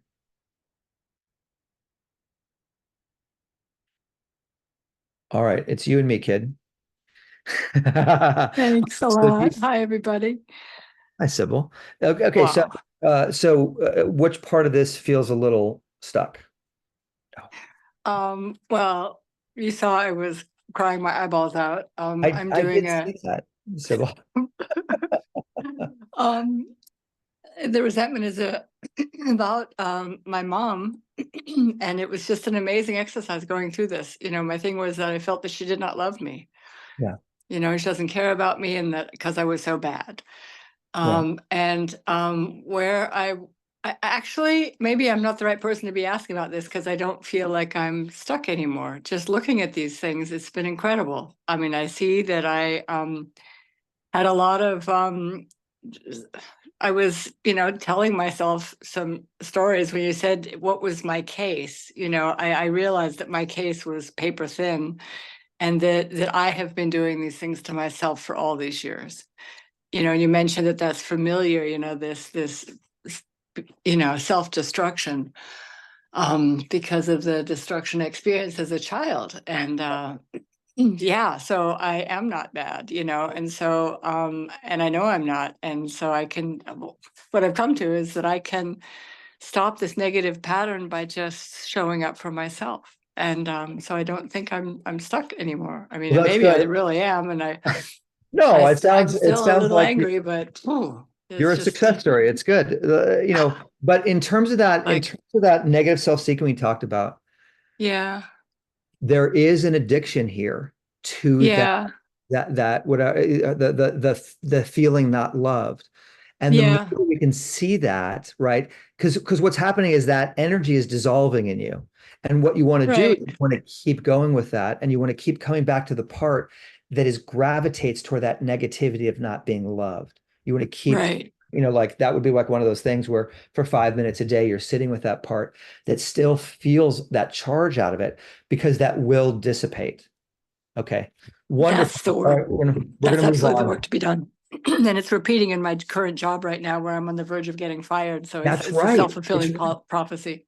That's what I want you all to realize is this stuff will show up in your lives. That's why it's not just I have a resentment toward my mom. It's because your parents are going to show up as your bosses. It's just inevitable because those patterns, because you need the drug of not feeling appreciated. So this is where the freedom really becomes powerful, because, you know, I left a job because I realized, oh my gosh, I found somebody who was this totally brilliant guy who was my way or the highway. And I went, oh my God, I've just recreated my father. And I was like, oh, I don't have to do this dance anymore. So this is how powerful it can be to let this go in every part. It's so always wonderful having you here, Sybil. Thank you. Okay. All right. Let's see. Chona. Hi. My where I got stuck was when we were talking about how we internalize the parent that we had when we were growing up. Okay. Mhm. All right. And so give me 1 second. I just want to get you so I can Mhm. see you on screen so I can talk directly to you. There you are. Mhm. Okay. So did everything go black for everybody? No, just me. Okay. There we go. Okay. All right. So give me a quick 1 sentence of how your mom was with you, and then give me 1 sentence of how your dad was with you. And we're talking, Oh, of course, about the negative, right? Not the okay. Yeah, my mom was very passive, and it was an example would be if oh, can I sleep over at a friend's house? And if I was hoping she would say no, but she's like, well, if you want to, that was the type of answer I would get. And my right. So dad, she doesn't care. yeah, She doesn't yeah, really care. Okay. And yeah. your dad? And then my dad was the opposite, too much. It was very controlling and very like just very controlling, couldn't do anything. Okay. And are you having trouble seeing those patterns in yourself? I do see them in myself. Okay. So But that's not the oh, stuckness. The stuckness isn't that you can't see that you're unconsciously repeating the same patterns that is a question more like, how do I get rid of that? yes, Okay. Well, yeah, because well, they're two very opposites. right. But again, so we have parts, right? And so what happens with that is different parts take over at different times. So sometimes probably you don't care about yourself enough, right? And you're passive with yourself. And then sometimes you're over controlling with yourself, right? And so those are different parts that take over the machinery.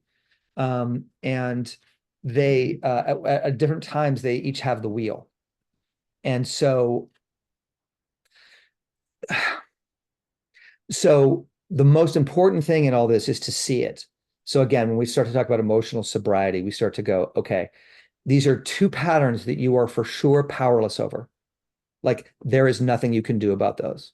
I'm sorry to say that you are sort of stuck with that, provided and except for a spiritual experience that can cause that to shift because they are so deeply ingrained. But that process of the steps can shift that forever. But what I would say is most of the time, the most powerful thing you can do is um, to be with those energies like separately, right? So most of the work that we do is learning how to be with these terrible feelings, right? Because we've run away from them our whole lives. That's part of the way that we've tried to fix them. But when we stop and we surrender and we actually start to feel them. So when you feel that feeling of, oh my God, I'm being so controlled, and the terror that comes up, if you start to be with that energy, it will start to lessen and dissipate. That's kind of the best answer I can give you for the moment. But what I would say is, again, that's really the essence of the work that we do here. You know what I mean? So I would check out some of the other workshops, and the emotional sobriety workshop is pretty much the answer to that question. It's a 5-hour workshop. So it's like, it's hard to put that into 2 minutes. Okay. So hopefully that helped a little bit at least. Okay. So Yes. Susie S. Thanks, Evan. I really appreciated when you gave more examples of that because Okay, I was good. kind of stuck on that too. Where I'm at is I think my pattern. Shoot, I have to go back over here. Is I'm the youngest of 5 kids, and I'm been discovering this pattern of like I'm going through a divorce, and I had been extremely self-sufficient and competent in my early years, starting from my teen years, because my dad was an alcoholic, and I watched him manipulate my older siblings with money, and so I became very self-sufficient. I entered my marriage with a ton of money, and not enough that I didn't need anything from him because I was self-sufficient and I wasn't going to depend on anybody. I'd happily take it, but I'm not going to depend on anybody. Right. Well, now 24 years later, we're divorcing, and my nest egg is depleted and he's manipulating the situation to a certain extent. But I'm mostly mad at myself for not being self-sufficient, not having what I knew all my life that I wanted to set up for myself. So I'm now back in a job, but it's not enough to be self-sufficient and it's not anywhere near my potential. And so my healing was around, there's not enough room for me. I do Hmm. the sport my older brothers and sisters said, like, yeah, there's no room for me. So my voice wasn't heard. I Yeah. was a lot of what the things you said I related to. I'm very creative. I'm very empathetic. I'm really good communication wise and people wise. And I wrote songs when I was a little kid and recorded them. And then when my siblings overheard it, they just embarrassed the crap out of me. So all that stuff went deep inside me. And so I'm great with revealing my professional skills, but not my true deeper skills. And so how am I holding myself back is what I'm trying to figure out. One, it's because I isolate. I try to be too self-sufficient, but it's also because I'm afraid to reveal myself. Right. Because if you reveal yourself, what's going to happen, right? You're going to be judged They'll and dismiss me. Oh, They'll laugh right. at me. So Yeah. that terror of being shut down, that's your piece. That's the block, right? Because you just do not feel safe. And so a lot of these things are just happening and being created out of that energy of I can't reveal, I can't show myself. But of course, that's the thing to do. But you don't want to just a lot of times what we do in different programs is we try to force our way through that. I see that I'm holding myself back. So now that I try to get out there and I try to push. But what I would recommend is be with that part that is afraid to reveal itself. Yeah. And so one of the things we're suggesting these days is just take 5 minutes a day to be with that part that is so terrified of revealing itself and getting shut down. Yeah. And the marketing tip that you suggested in the other workshop before, Yes. are there ways that I can inch out by marketing myself, like little pieces of me in different new Absolutely. arenas? Absolutely. Absolutely. That's where I'm You at. start with very gentle marketing skills, right? I would suggest gentle for you, but just call somebody you know that's in that industry and just say, hey, I'm thinking about this or whatever. Make the actions very simple to begin with, right? Because she's very tender. And if you try to go full out, there's going to be some kind of rejection or something that's going to happen, and you're going to want to shut down. So just take your time with it. So start with one marketing action and just have it be gentle, calling a friend, calling somebody in program who's in the same industry, etc. And then as you start to build that confidence, at a certain point, she's going to get shut down because that's the energy that's getting created. So just know that's going to happen. But you're starting to work with that energy. You're not trying to succeed in spite of it because that's what you've been doing. You're trying to like outrun it, but now you're starting to work with it and you're going to gently walk her through these actions and get stronger. Okay. Yeah, I used to spend a lot of energy trying to kind of justify why I deserve to be heard. That's right. Exactly. Instead Yeah, of and I looking don't at, do that as much. but if you don't feel that you deserve to be heard, that's actually the issue. Right. We're Yeah. doing it to ourselves. You don't actually feel like you deserve to be heard, so that you're emitting that energy. So then people are like, and it looks out there, but it's really coming from inside. Okay. Hopefully that was Okay, helpful. thanks. That was helpful. Okay. Isabel, and then we have Chris, and that's our 5. Okay. So Isabel, let me get you on screen. All right. Tell me all about it, Isabel. Hi, thank you. I'm just doing step 4 in my other program, so I'm very, very new to this. Okay. But I understand the concept. So mine is like getting a little stuck with the thing with my mom, like her drinking. Like I have compassion for her and I see her side. Wait, what happened? I'm here. Okay. Can't see me for a second. There I am. Okay. She was just like verbally abusive to me when she drinks and my dad and my sister, and I don't like how she treats my dad. Okay. Um, So that seems to be the kind of the key thing. She's verbally abusive. Okay. Now, when she drinks, but then she feels resentful after, and then she's super sweet the okay. next day. So now, are you abusive to yourself in your language? Are you is your some of your language to yourself when you're talking to yourself really harsh? It used to be a lot more in the past, and I've cleaned that up, but there's still Okay. times. Yeah. Okay. So Yeah. that's part of it. But then there's a deeper part of it is like she's abusive and she's drinking, and that part of what's my mind telling me. So there's more there, right? It's not just the fact that she's verbally abusive. What does it mean that she's verbally abusive? Well, it feels like she doesn't care about how her actions affect her family. So I feel like I don't matter.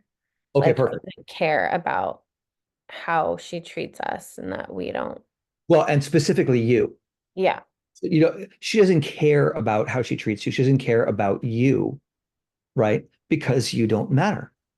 Mm. So this is the prison that this tiny child part of yourself is in. And believe me when I tell you this, she's tortured by that. Like Hmm. that feeling and that energetic complex is pure torture for her. So that's the part. You feel the heat in that? Do you feel the neutron bomb of that? Like in Yeah. where are you No, experiencing that? yeah, well, no, I do because then it's manipulative because then when I see her, she's like, "You're my favorite. I love you so much." Da, da, da. Right, but we want to set all of that aside, right? Because what we're talking about here is this neutron bomb that's in your chest, it's in your solar plexus, it's right here. That's your real issue. Everything else is incidental. Your mom is incidental. This bomb that you have inside of here, it's at the core of probably everything. Whatever addictions you're dealing with, this is a big part of that, right? The addictions are a way to not have to deal with how painful this is. So this might take you a little while to get next to start to work with this energy because it's really intense. Like this is like just to sort of let you know, it's like this is full scale like trauma, like PTSD, like this is intense, right? And Mm. so your feelings about your mom and how she's treating you will dissipate to the degree that you can start to actually start to love and bring yourself, so it's like you want to actually get with some safe people and you want to actually start to touch into that and feel into that. We don't have quite the space to do it here today, but that's most of the work that we do, right? So I would invite you to sort of later we'll talk about all the different ways that you can sort of interact with us. There's free ways, there's cheap ways, there's expensive ways, right? So it's like, but to start to get next to that feeling, because that is really what your disease is made of. That feeling of I don't matter. I don't matter. Yeah. I Yeah. don't matter is for sure the epicenter of at least 60 to 70% of whatever it is you're dealing with on an addiction level. The I don't matter is really the core of that pain. Mm. And all the addictions are actually your solutions to that problem. Oh yeah, men have been my solution. Right. Right. Totally. And why do you want a man? Because you want to matter to somebody. Yeah. Yeah. But you have to matter to you. And the best way that you can show yourself that you matter to you is by starting to be with this part that is in so much pain about not mattering. Mm. I'll tell you, not mattering was one of my core things. So I feel you, sister. But you are loved and there's so much love you have to give this part of you that's so hurt. And opening this up, even though it seems so painful, it is the step toward actually breaking free from that. Because you don't want to live with that for the rest of your life. And it really can be let go of. All the stuff it says in the big book where these things can be neutralized, where they can evaporate is absolutely true. And when we start to apply our work of the steps to these emotions directly, you actually can break free from them where they're not running you anymore. Mm. Thank you. Thank you.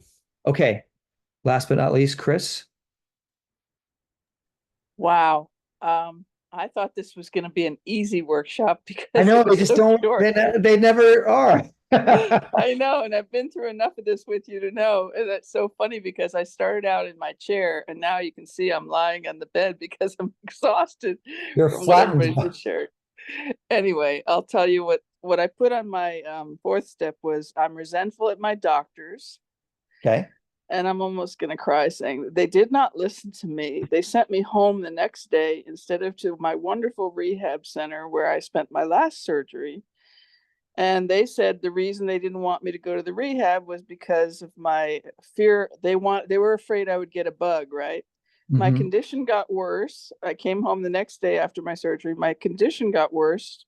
They found out they had to go back in last week. I had a second surgery on the same damn hip, and it just still hurts. And God, I'm so frustrated.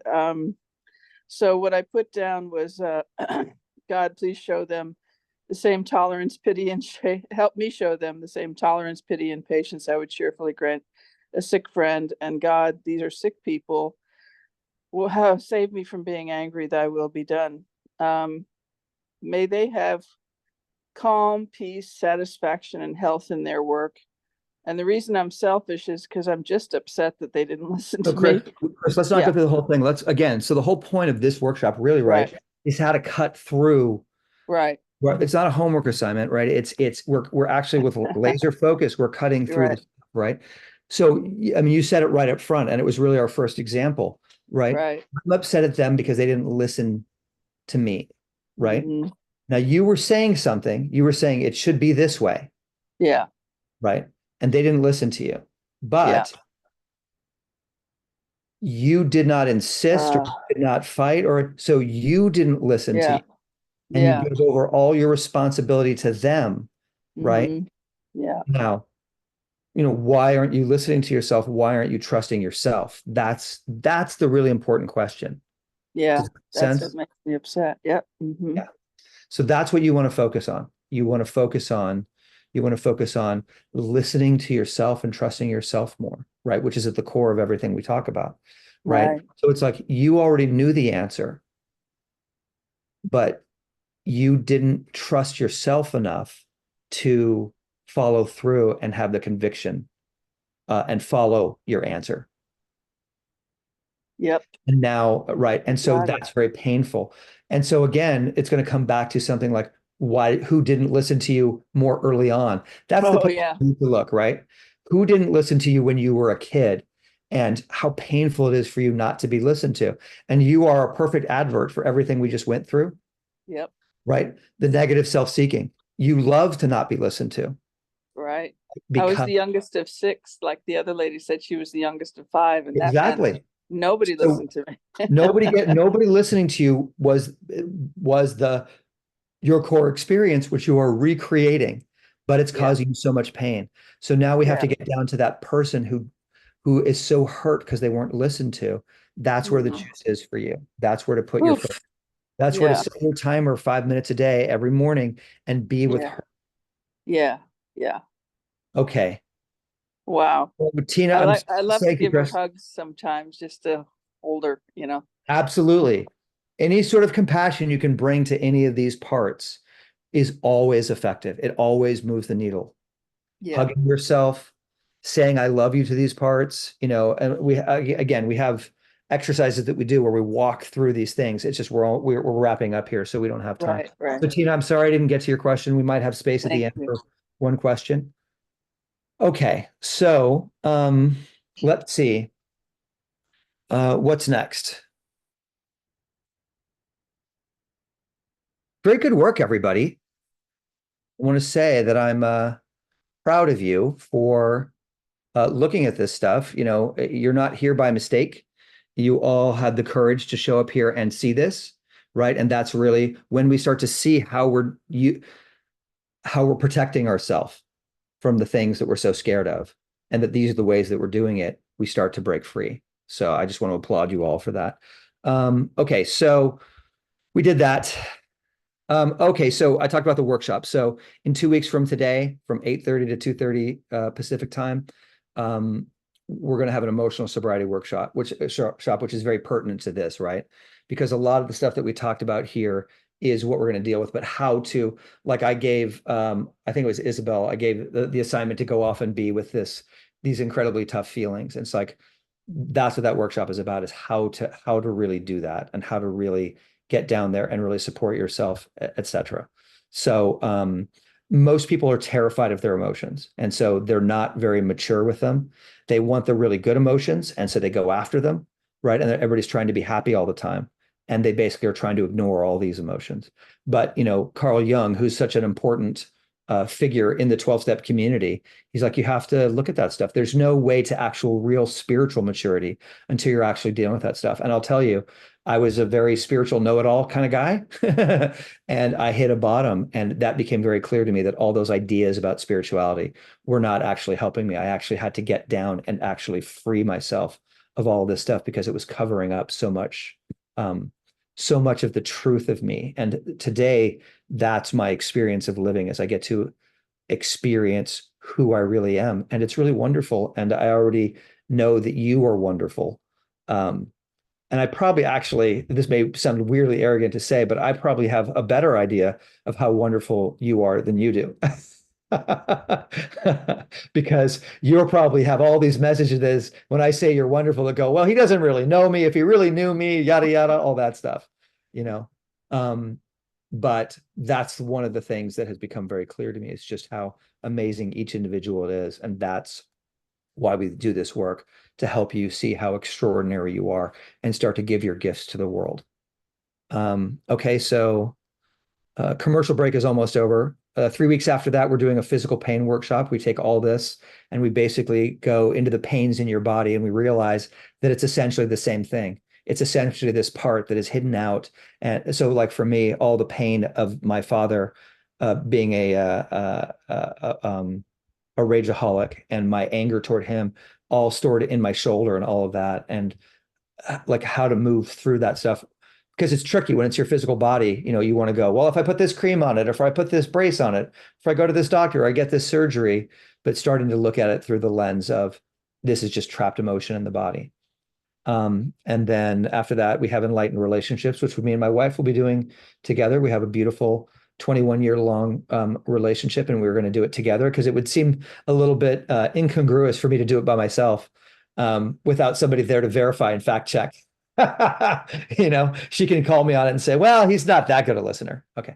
And then I just want to sort of say, like, these are the ways that you can connect with us. We have free WhatsApp groups where there's notifications about upcoming workshops. And then also there's a group to sort of ask questions and maybe get support partners. And that is on the website. Enlightenedworkshops.com is the website. Inga, if you can put Enlightened Workshops in the chat, that would be good. And then we have an email list if you want to get on that. And we basically email once a week only, unless we're sending you something, a communication about a workshop, because I cannot stand spam. So we want people to know what we're doing, but if you don't want to be a part of it, no harm, no foul. We do not want to spam your inbox in any way. One of the really good things that we do is we do a weekly drop-in, and that's just $5, and you come, and you know, these days it's about 4 or 5 people generally, so you actually have a lot of time to ask questions and learn about how. So if you had a question here and you didn't want to wait till the next workshop, tomorrow at 11 a.m. The drop-ins are Mondays at 11 Pacific time. You can come and ask your question there. And you can also meet other people who are doing this work. And we're just announcing live today, right now, Inga is actually starting a free weekly meditation class. She's just trying to dial in the exact time. So that's a way, it's not so much a question and answer thing, but it's a more way to interact with other people who are in this circle and who are working this way. And it's also a way to meditate and just be with others and open yourself. And then I also have one-on-one coaching, which is on the site if you want really individualized attention. And you really want to work with somebody who understands suffering and how to work with it in a way that actually makes a difference. So that was our whole big commercial. And then that's my contact information. I'll leave that up at the end, but I want to actually get back to the cheat sheet and then questions for whatever time we have left. Oh, we don't have a lot of time. I'll hang about a little bit after for questions. So cheat sheet, there's one I wanted to add on to this. It's not on here. I'll do that for the next batch of people who see this workshop. So the cheat sheet, I'm upset because my mind is lying to me, right? If you accept all of these and you go in with this framework, you're going to get through your resentment faster. I prefer feeling anger to what I'm really feeling inside, right? That's what we saw. I do not want to feel X, so I'd rather be angry at somebody. I'm doing exactly what I'm accusing them of, right? If I'm mad at somebody because they're not listening to me, then as we saw with Chris, I'm not listening to myself. Okay. And then my fears are at the heart of my resentment. Yeah, I mean, that's kind of true. We kind of talked about that, the fears and the other thing. You can take a screenshot. I'll put this wide again. You can take a screenshot of this if you want. Just to see, just to walk around with. This is your walking around. The only thing I would add to this is one of the big things that happens with our ego and our disease is it says, this situation is causing my feelings. And I will tell you that is one of the great realizations, and one of the things that's fantastic about this work that we do is the situation is never what's causing the feelings. It's always, and the best thing you can do is detach as quick as you can, detach the sense that it's this situation that's causing your feelings. Because as soon as you've unhooked that and you see that it's really a 30 or 40 year long process or decades long process that has been, this fear has been with you forever. It's not because you can't pay the rent this month. It sure seems like it is, but it's not. It's actually the fear of my parents didn't support me and I don't feel safe in the universe. It really is that. And when you start dealing with that problem of I don't feel safe in the universe, this other money problem starts to dissolve, because this is a symptom of that. So that's, if you can start to focus on, it's not the situation, but it's that depth of feeling, like Isabel, we talked about with you. It's not your mom and how she's treating you now. It's really more that child's reaction to how she treated you when you were young, and that pain that's there. That's the, what I call the fulcrum, your maximum point of leverage. When you deal with that, how your mom is treating you today will not even bother you. You'll be like, I understand. I understand that she's in a lot of pain and that she did all these things because she has the same intergenerational trauma that I have. And this is how she coped with it. It actually has nothing to do with her not loving you. I guarantee you she loves you. But the way that, if we had time, I'd tell you the story about my father and the way he showed me his love with a 2x4. You know, it's like he was really trying to love me, but it was really violent, because when our true nature gets twisted through these wrong ideas, it comes out in very funny ways. That's at the heart of so much miscommunication. You know, when the mom says, I love you, I want the best for you, and the teenage daughter says, screw you. You know what I mean? It's because all the communications are getting twisted. Okay, I want to just take Tina's question before we start to wrap up. And then, like I said, I'll hang out for a couple of questions after. And then let me see if I can pin you, Tina. There you are. You cannot escape my grasp.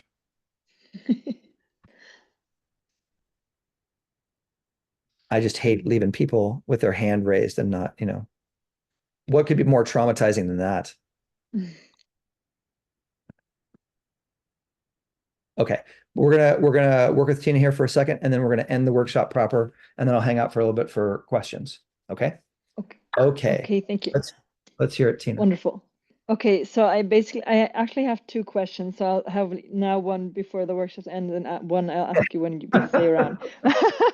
Sounds good. So I think the one question that I had is this point where I realize that I'm doing to myself what I've been accusing the other person of. If I tap really intensely into it, that also creates new emotions like shame and guilt and like feeling bad about having done that to the other person and doing it to myself. What would you recommend? Is it just like another emotion to just sit with, or That's how right. to deal Yeah. with that? Well, and again, I hate to mercilessly keep plugging my own workshop, but the emotional sobriety workshop, we're powerless over these feelings that come up. Each one is its own piece of powerlessness. So yeah, okay. So you have a voice that feels guilty and says, look at what you're doing, right? That is another part to sit with, because it's, you have, in every case where you have a part that feels victimized, you also have a part that is the perpetrator. We just have so many of these different parts, and each one of them, for those of you who are sponsors, it's like each one is a sponsee, and each of your sponsees is at a different level of sort of coming to sort of peace and coming to sort of grace with the universe. Some are super stuck and some are kind of really making progress. And it's kind of the same thing. Each one of these parts is at a different level of not trusting God and not seeing God. And so they really need your love and support. So the one that's guilty, guilt is never, I'm going to say this and you guys can all be upset at me later, but guilt is never an appropriate emotion. Guilt is never your conscience coming to try to help you. It's only trying to tear you down, because if your higher power wants you to know that you're doing something that's off, right? And so this is not a good path, or this is not helpful. Your higher power will just say to you, this is not, this isn't a healthy thing, but with no judgment. The problem with guilt is there's all this self-hatred that's attached to it, and it's all not true. You're capable of seeing where you're doing right and where you're doing wrong, where you're hurting yourself, where you're hurting others, without having to hurt yourself to do it. So we have so many of these negative things, these protection mechanisms that we have, that we use, that we don't need it. They're not helping anymore. These are the ways, everybody, that we have survived. This is how we survived. We survived. I survived being a know-it-all. I survived by isolating. I survived by hiding in my room and reading. You know what I mean? It's like all of these ways are the ways that we survived. All the things that are causing you problems are your survival mechanisms that you've held on to for years. And now the universe is here right now telling you, you can start to let go of these. You don't need these anymore, because you're starting to find new ways. So the part of you that is in so much pain because it feels so alone, and it thinks it needs a new group of friends, I need to get out there in the world, is the answer. And so it's out there trying to create new friends groups. You know what is actually going to make you feel not alone? By being with that part that feels so alone. It's going to feel so seen and so loved. And all that aloneness conversation is going to start to dissipate. And then, of course, once that happens, you're no longer acting out of I'm always alone and creating aloneness. You'll create more opportunities where there are friends and people out of your fullness. But the I'm alone conversation, you go out into the world and you continue to be alone, and it reinforces the same pain. That's why it's good to take action, but it's not good to just take action, because a lot of times we're trying to take action to overcome these wounds. Okay, so I think that's an answer to your question. I hope it is. Okay, so before we wrap up, Inga wanted me to let you know that you can contact Inga via WhatsApp. Inga, can you put your information into the chat so that they can see it? I think I did. I can put it again. Put it in again. Want Yeah, to you reach out can to contact Inga me if you on want to talk WhatsApp. about the meditation group, or if you want to talk about the WhatsApp Yeah. group. So you just want to talk to Inga And because she's maybe awesome? real quick. Yeah. So yeah, I want to offer a meditation group, not like the long meditation, but as a group as an opportunity to just connect and share. Which is gonna be free, and we're just, well, it's not so much about answering questions, but just about creating a community and being together, so that we can stay in contact and support each other. I'm not sure yet about the day, and I'm going to post it in the WhatsApp groups and on the website.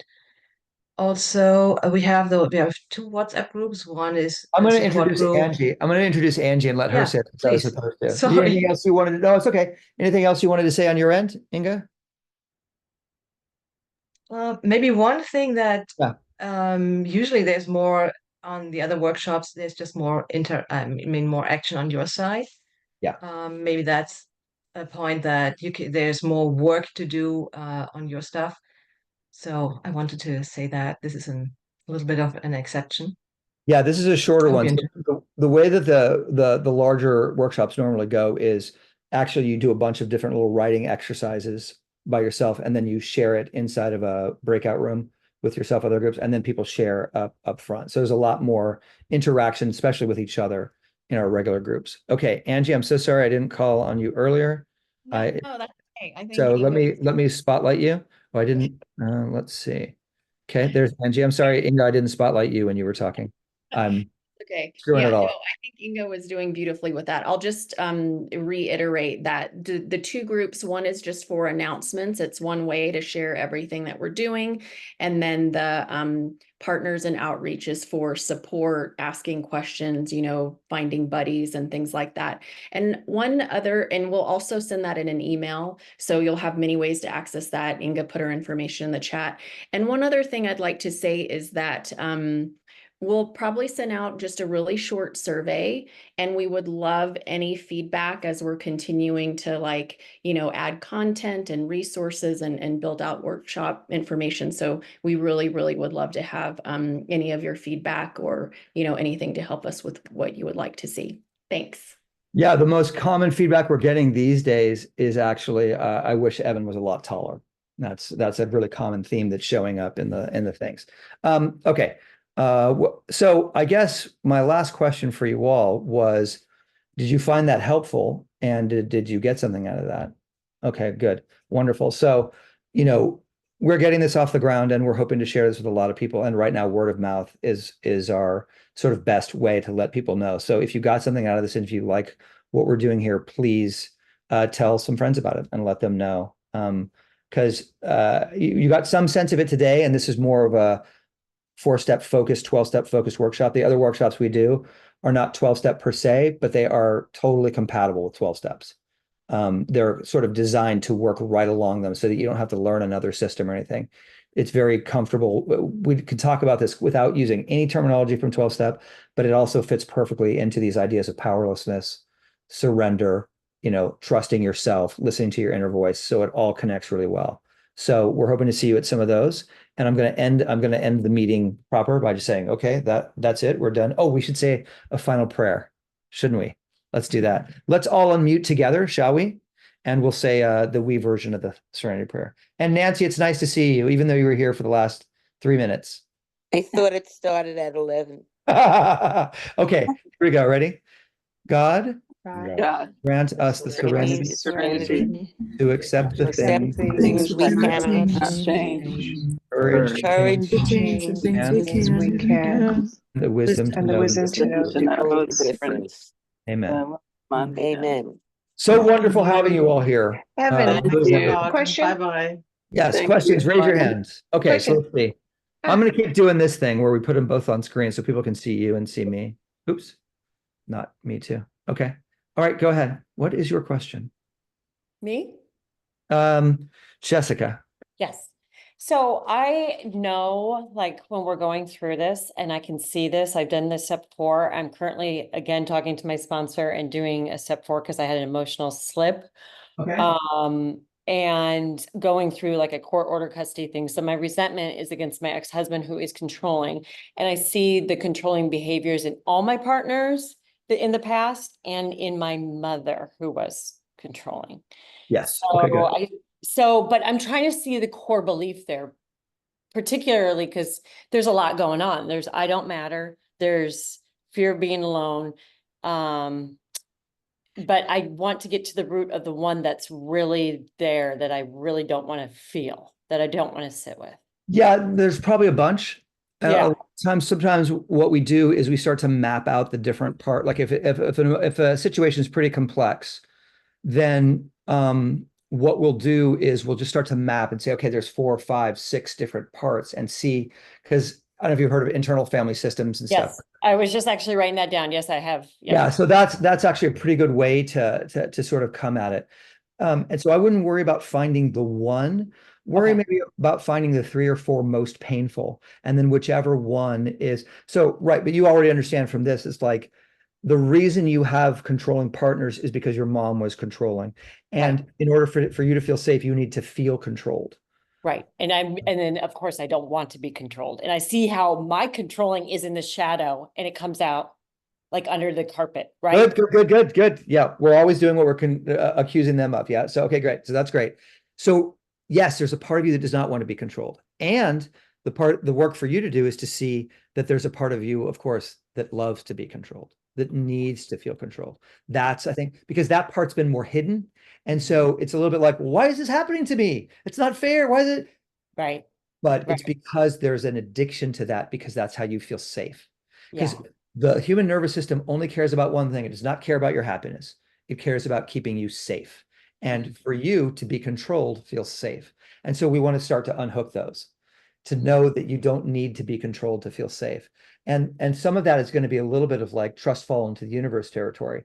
Do you have issues with trusting higher power and that kind of stuff? Oh God, no. No. No. Well, Okay, good. you know what? That is actually a good question because I feel like, intellectually in my heart, I know to trust the process, but there's a part of me that wants to hurry up and like, surrendering is hard, obviously. Okay. Well, that's Right. surrendering is hard is a version of not trusting. I'll tell you a little story. So for me, 24 years in, complete 12-step person, living my life totally via the 12 steps, trusting my higher power. I had to realize, oh, I trust my higher power where I trust my higher power. Right. Yeah. But then I realized I still had a portion of my father projected onto God, because I realized I came upon a part of myself. I realized, oh, I don't really believe the higher power wants what's best for me. I totally trust that I'm going to be taken care of, that Right. I'm right. But that's different than fulfill my dreams and do all of that stuff. That's different. I don't really believe that the universe wants me to be gleefully happy. So, it comes down to one. So again, different parts of us don't trust. So you need to find the parts of you that don't trust. Mhm. So those are the two parts to look at, the ones that don't trust and the ones that need to be controlled to feel safe. Yeah, it's almost diabolical, like a paradox, because Yep. like I trust God, my God of understanding, and then I put my ex as a higher power, if you know what I mean, because I do. yeah, it's Yeah. the fear, the power, and so that means when I'm putting him as my higher power, I'm not trusting the higher power, Well, right? and you're not trusting, you can't trust yourself any more than you trust the universe, right? So because trusting the universe and trusting yourself turns out to be the same thing when we're talking about trusting our real selves. We certainly can't trust our egos, right? Which we learn in program, right?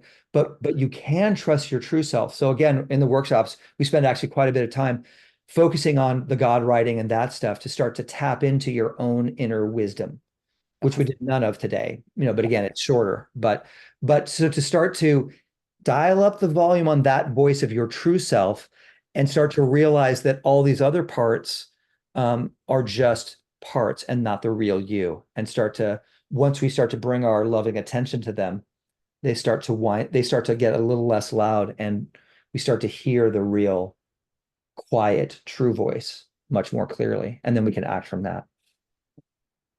Thank you so much. Yeah. Okay. Okay, Tina Bobina for question 2. I think it's appropriate to call you Tina Bobina, correct? That's right. Yes. Yeah, Tina Popina, you mean? Tina Popina, yes. My WhatsApp name. Yeah, you may. So here's my second question. I have a resentment towards my I don't know, very best friend and I father thought you were of going to my say kids. me. Watch it. I'm working on it. Yeah. You're your best friend. So the Okay. thing, yeah, so the thing is, he's a gay man.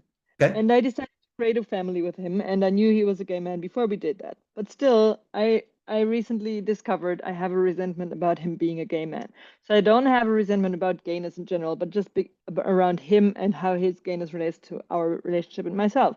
So I haven't really figured out like what is my yellow column, like what is actually the cause? Because if I write down like No, I your column is because he's a gay man.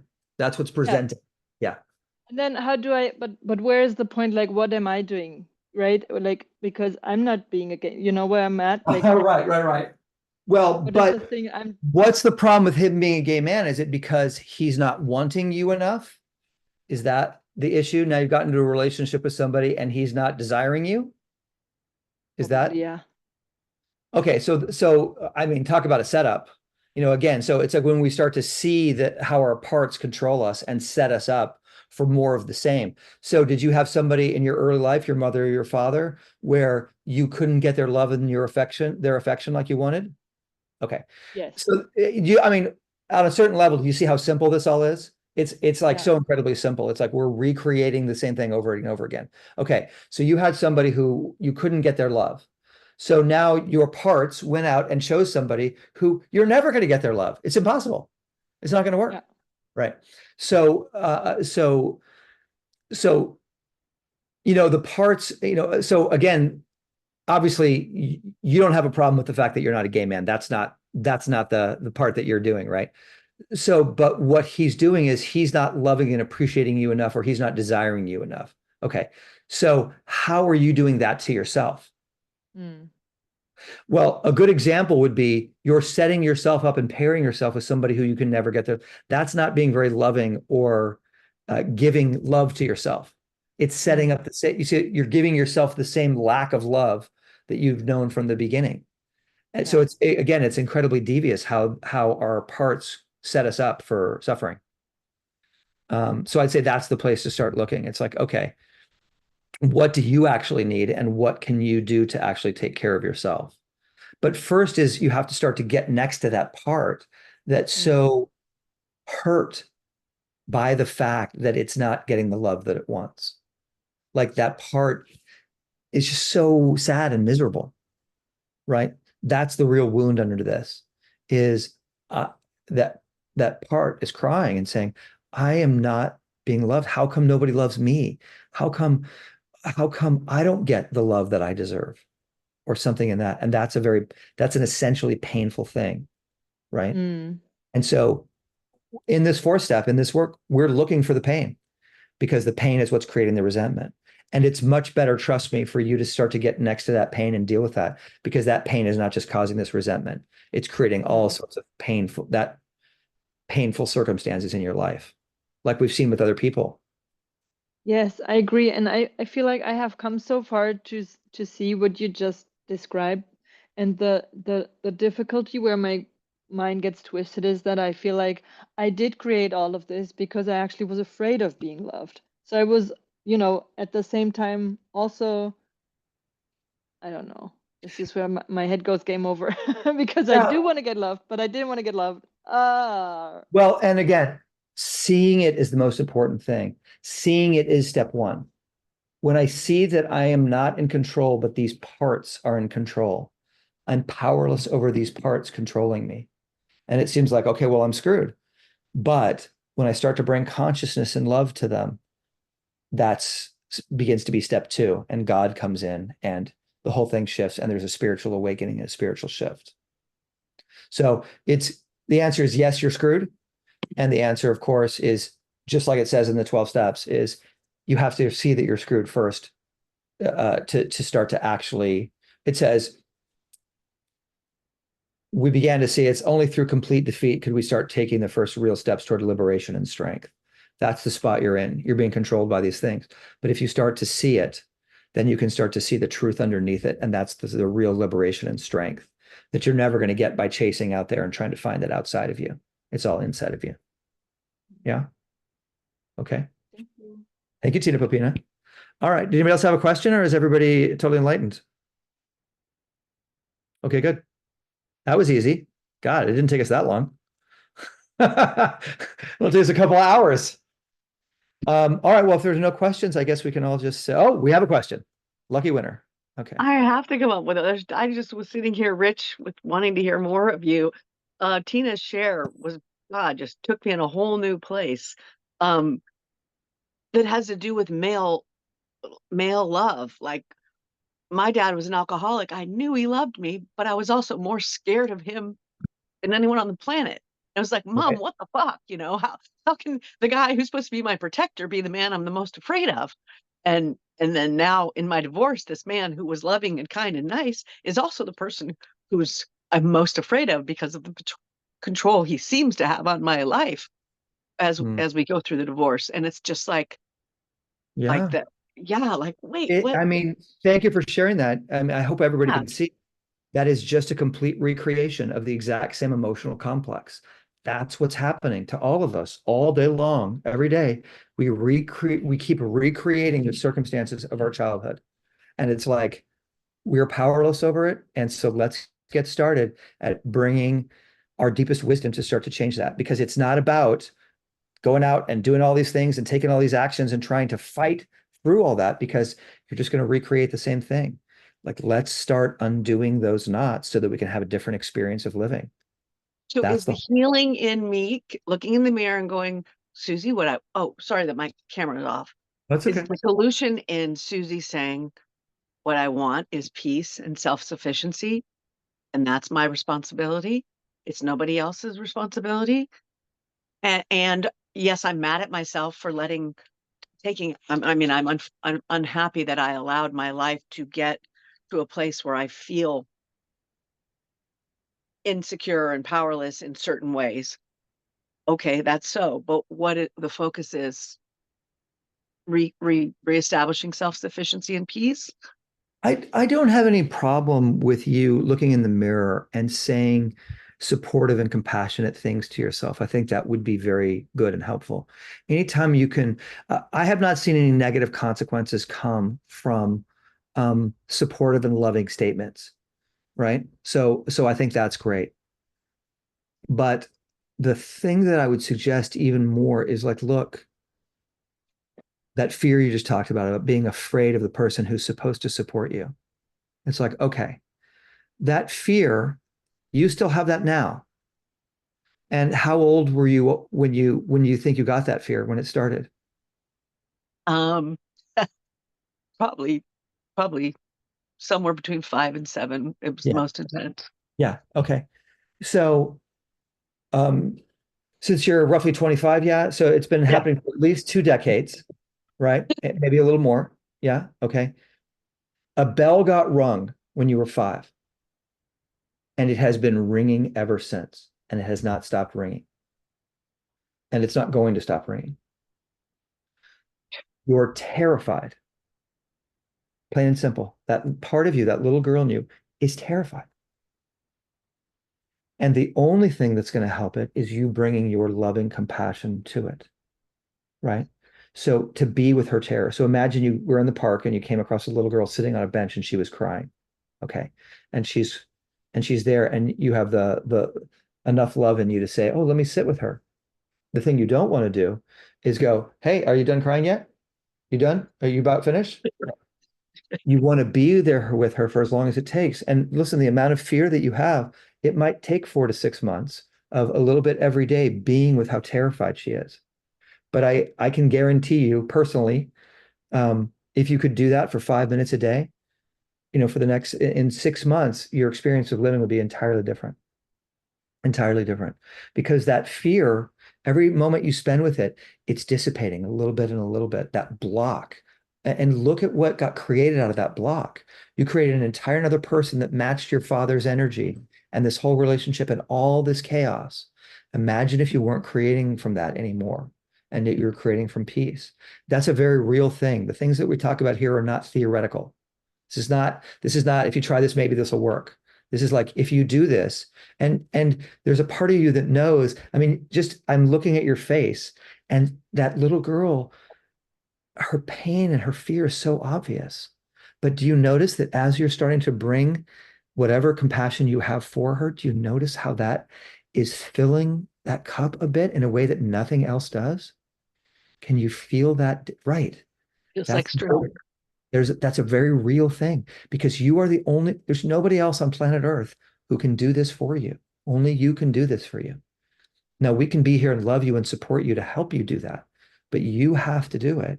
And you have to, but the key so look in the mirror and say these things to yourself. It'll bring up the feelings. But the key thing is be with her suffering, because she's been locked away in a closet for decades.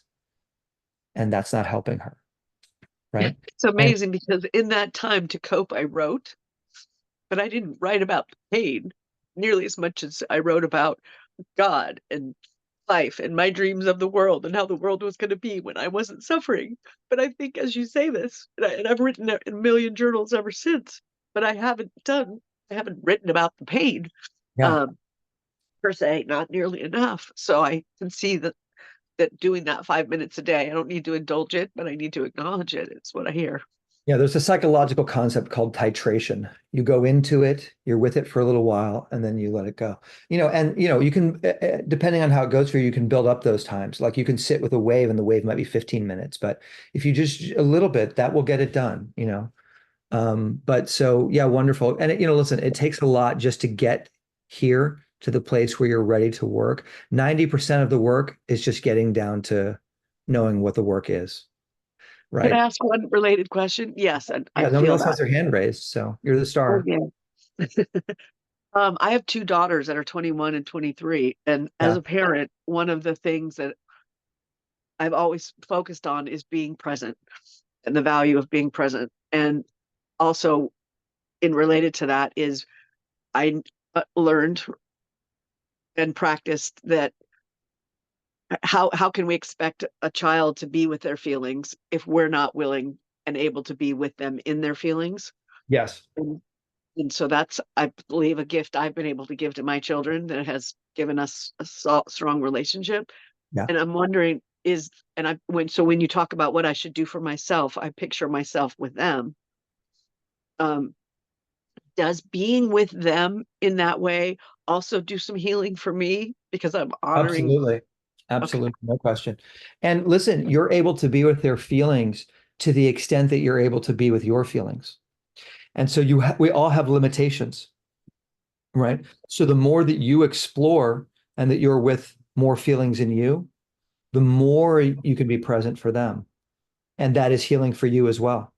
Me being here with you and touching your feelings is healing for me, because in order to do that, I have to be in my higher self, to sort of to be here with you and hold you.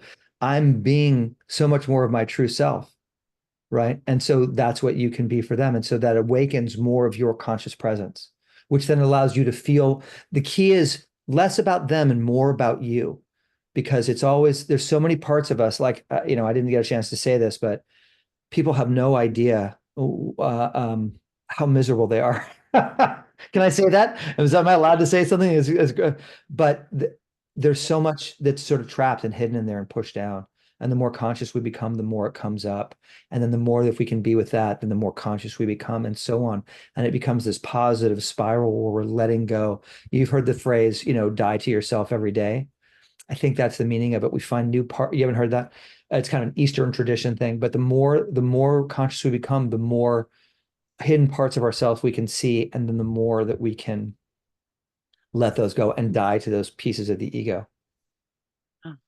Okay, I'm going to stop. I just want to say I'm so drawn to your strength and your gentleness. It's extremely healing and beautiful. Thank you. I appreciate that. Yeah, well, but again, it's this work. I was lucky enough to have some of this shown to me, and it's like I'm lucky enough to work with someone like Inga, who is opposite me as I'm feeling the kind of stuff that you're feeling, and she can be there and hold space for me. And that's why I want to really encourage people to get active partners who can be there and listen to them and feel these things. Because thank you for that. I appreciate that. And whatever you see in me is just really a result of what I just said. There's so many of my parts that I can be with, and it allows me to be with you comfortably. It's very comfortable, and there's so much love in me because I've been lucky enough to get this love for myself. And so then I have some to share with you, but how wonderful of you to be here and to be vulnerable with us and share yourself. Thank you so much. It's beautiful. Oh, you weren't on the screen with me. Oh, for some reason I couldn't pin you with me, but she was beautiful the whole time, you guys. Okay, let's see. I'm going to do a thing here, and then okay. I just put us all in gallery view so we can all look at each other and say hi and hello and say goodbye. Well, thank you guys so much for being here. I really appreciate it. I salute you all for your courage. This is not easy work at all, but to me, I don't want to try to sell something that's easy that ultimately doesn't work. I do this, and I admit that it's challenging. It's very challenging to be with these feelings, but that's the one thing I can say is this works better than anything else I've ever seen. So I just want to encourage you to keep being with those tender parts of yourself, because the more you are, the more that'll awaken the truth of who you are. And everybody wants that. Everybody wants the truth of who you are. The whole world does. So, okay, well, last second here. And then, can I maybe share one thing? Yeah, of course. At the end, just as a testimony to that.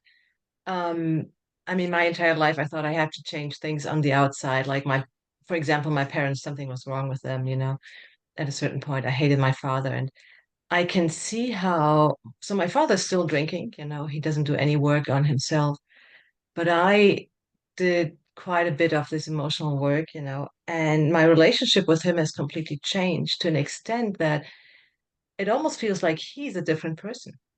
So it's not just the relationship that changed, but I was there and I thought to myself, wow, he's such a loving person. And then I caught myself thinking that, like for me, he was always full of hatred, very critical. And all of a sudden, I find myself thinking, oh, he's so kind, he's so loving, and he hasn't done any work on himself. And so I just want to encourage everybody, like, it really works, it really does. So Yeah, thank and you. there's so I didn't say it here, but there's one principle that I live my life by these days. When I change, the universe around me has to change. If I really change inside, the universe will reflect different things back to me. And I experience that on a daily basis. So we'll part with that thought. Thank you all for being here. We hope to see you again soon at one of our other workshops. And just much love to you all. Bye. Thank you. Bye. Bye. Thank you. Bye-bye. Thank you. Thank you.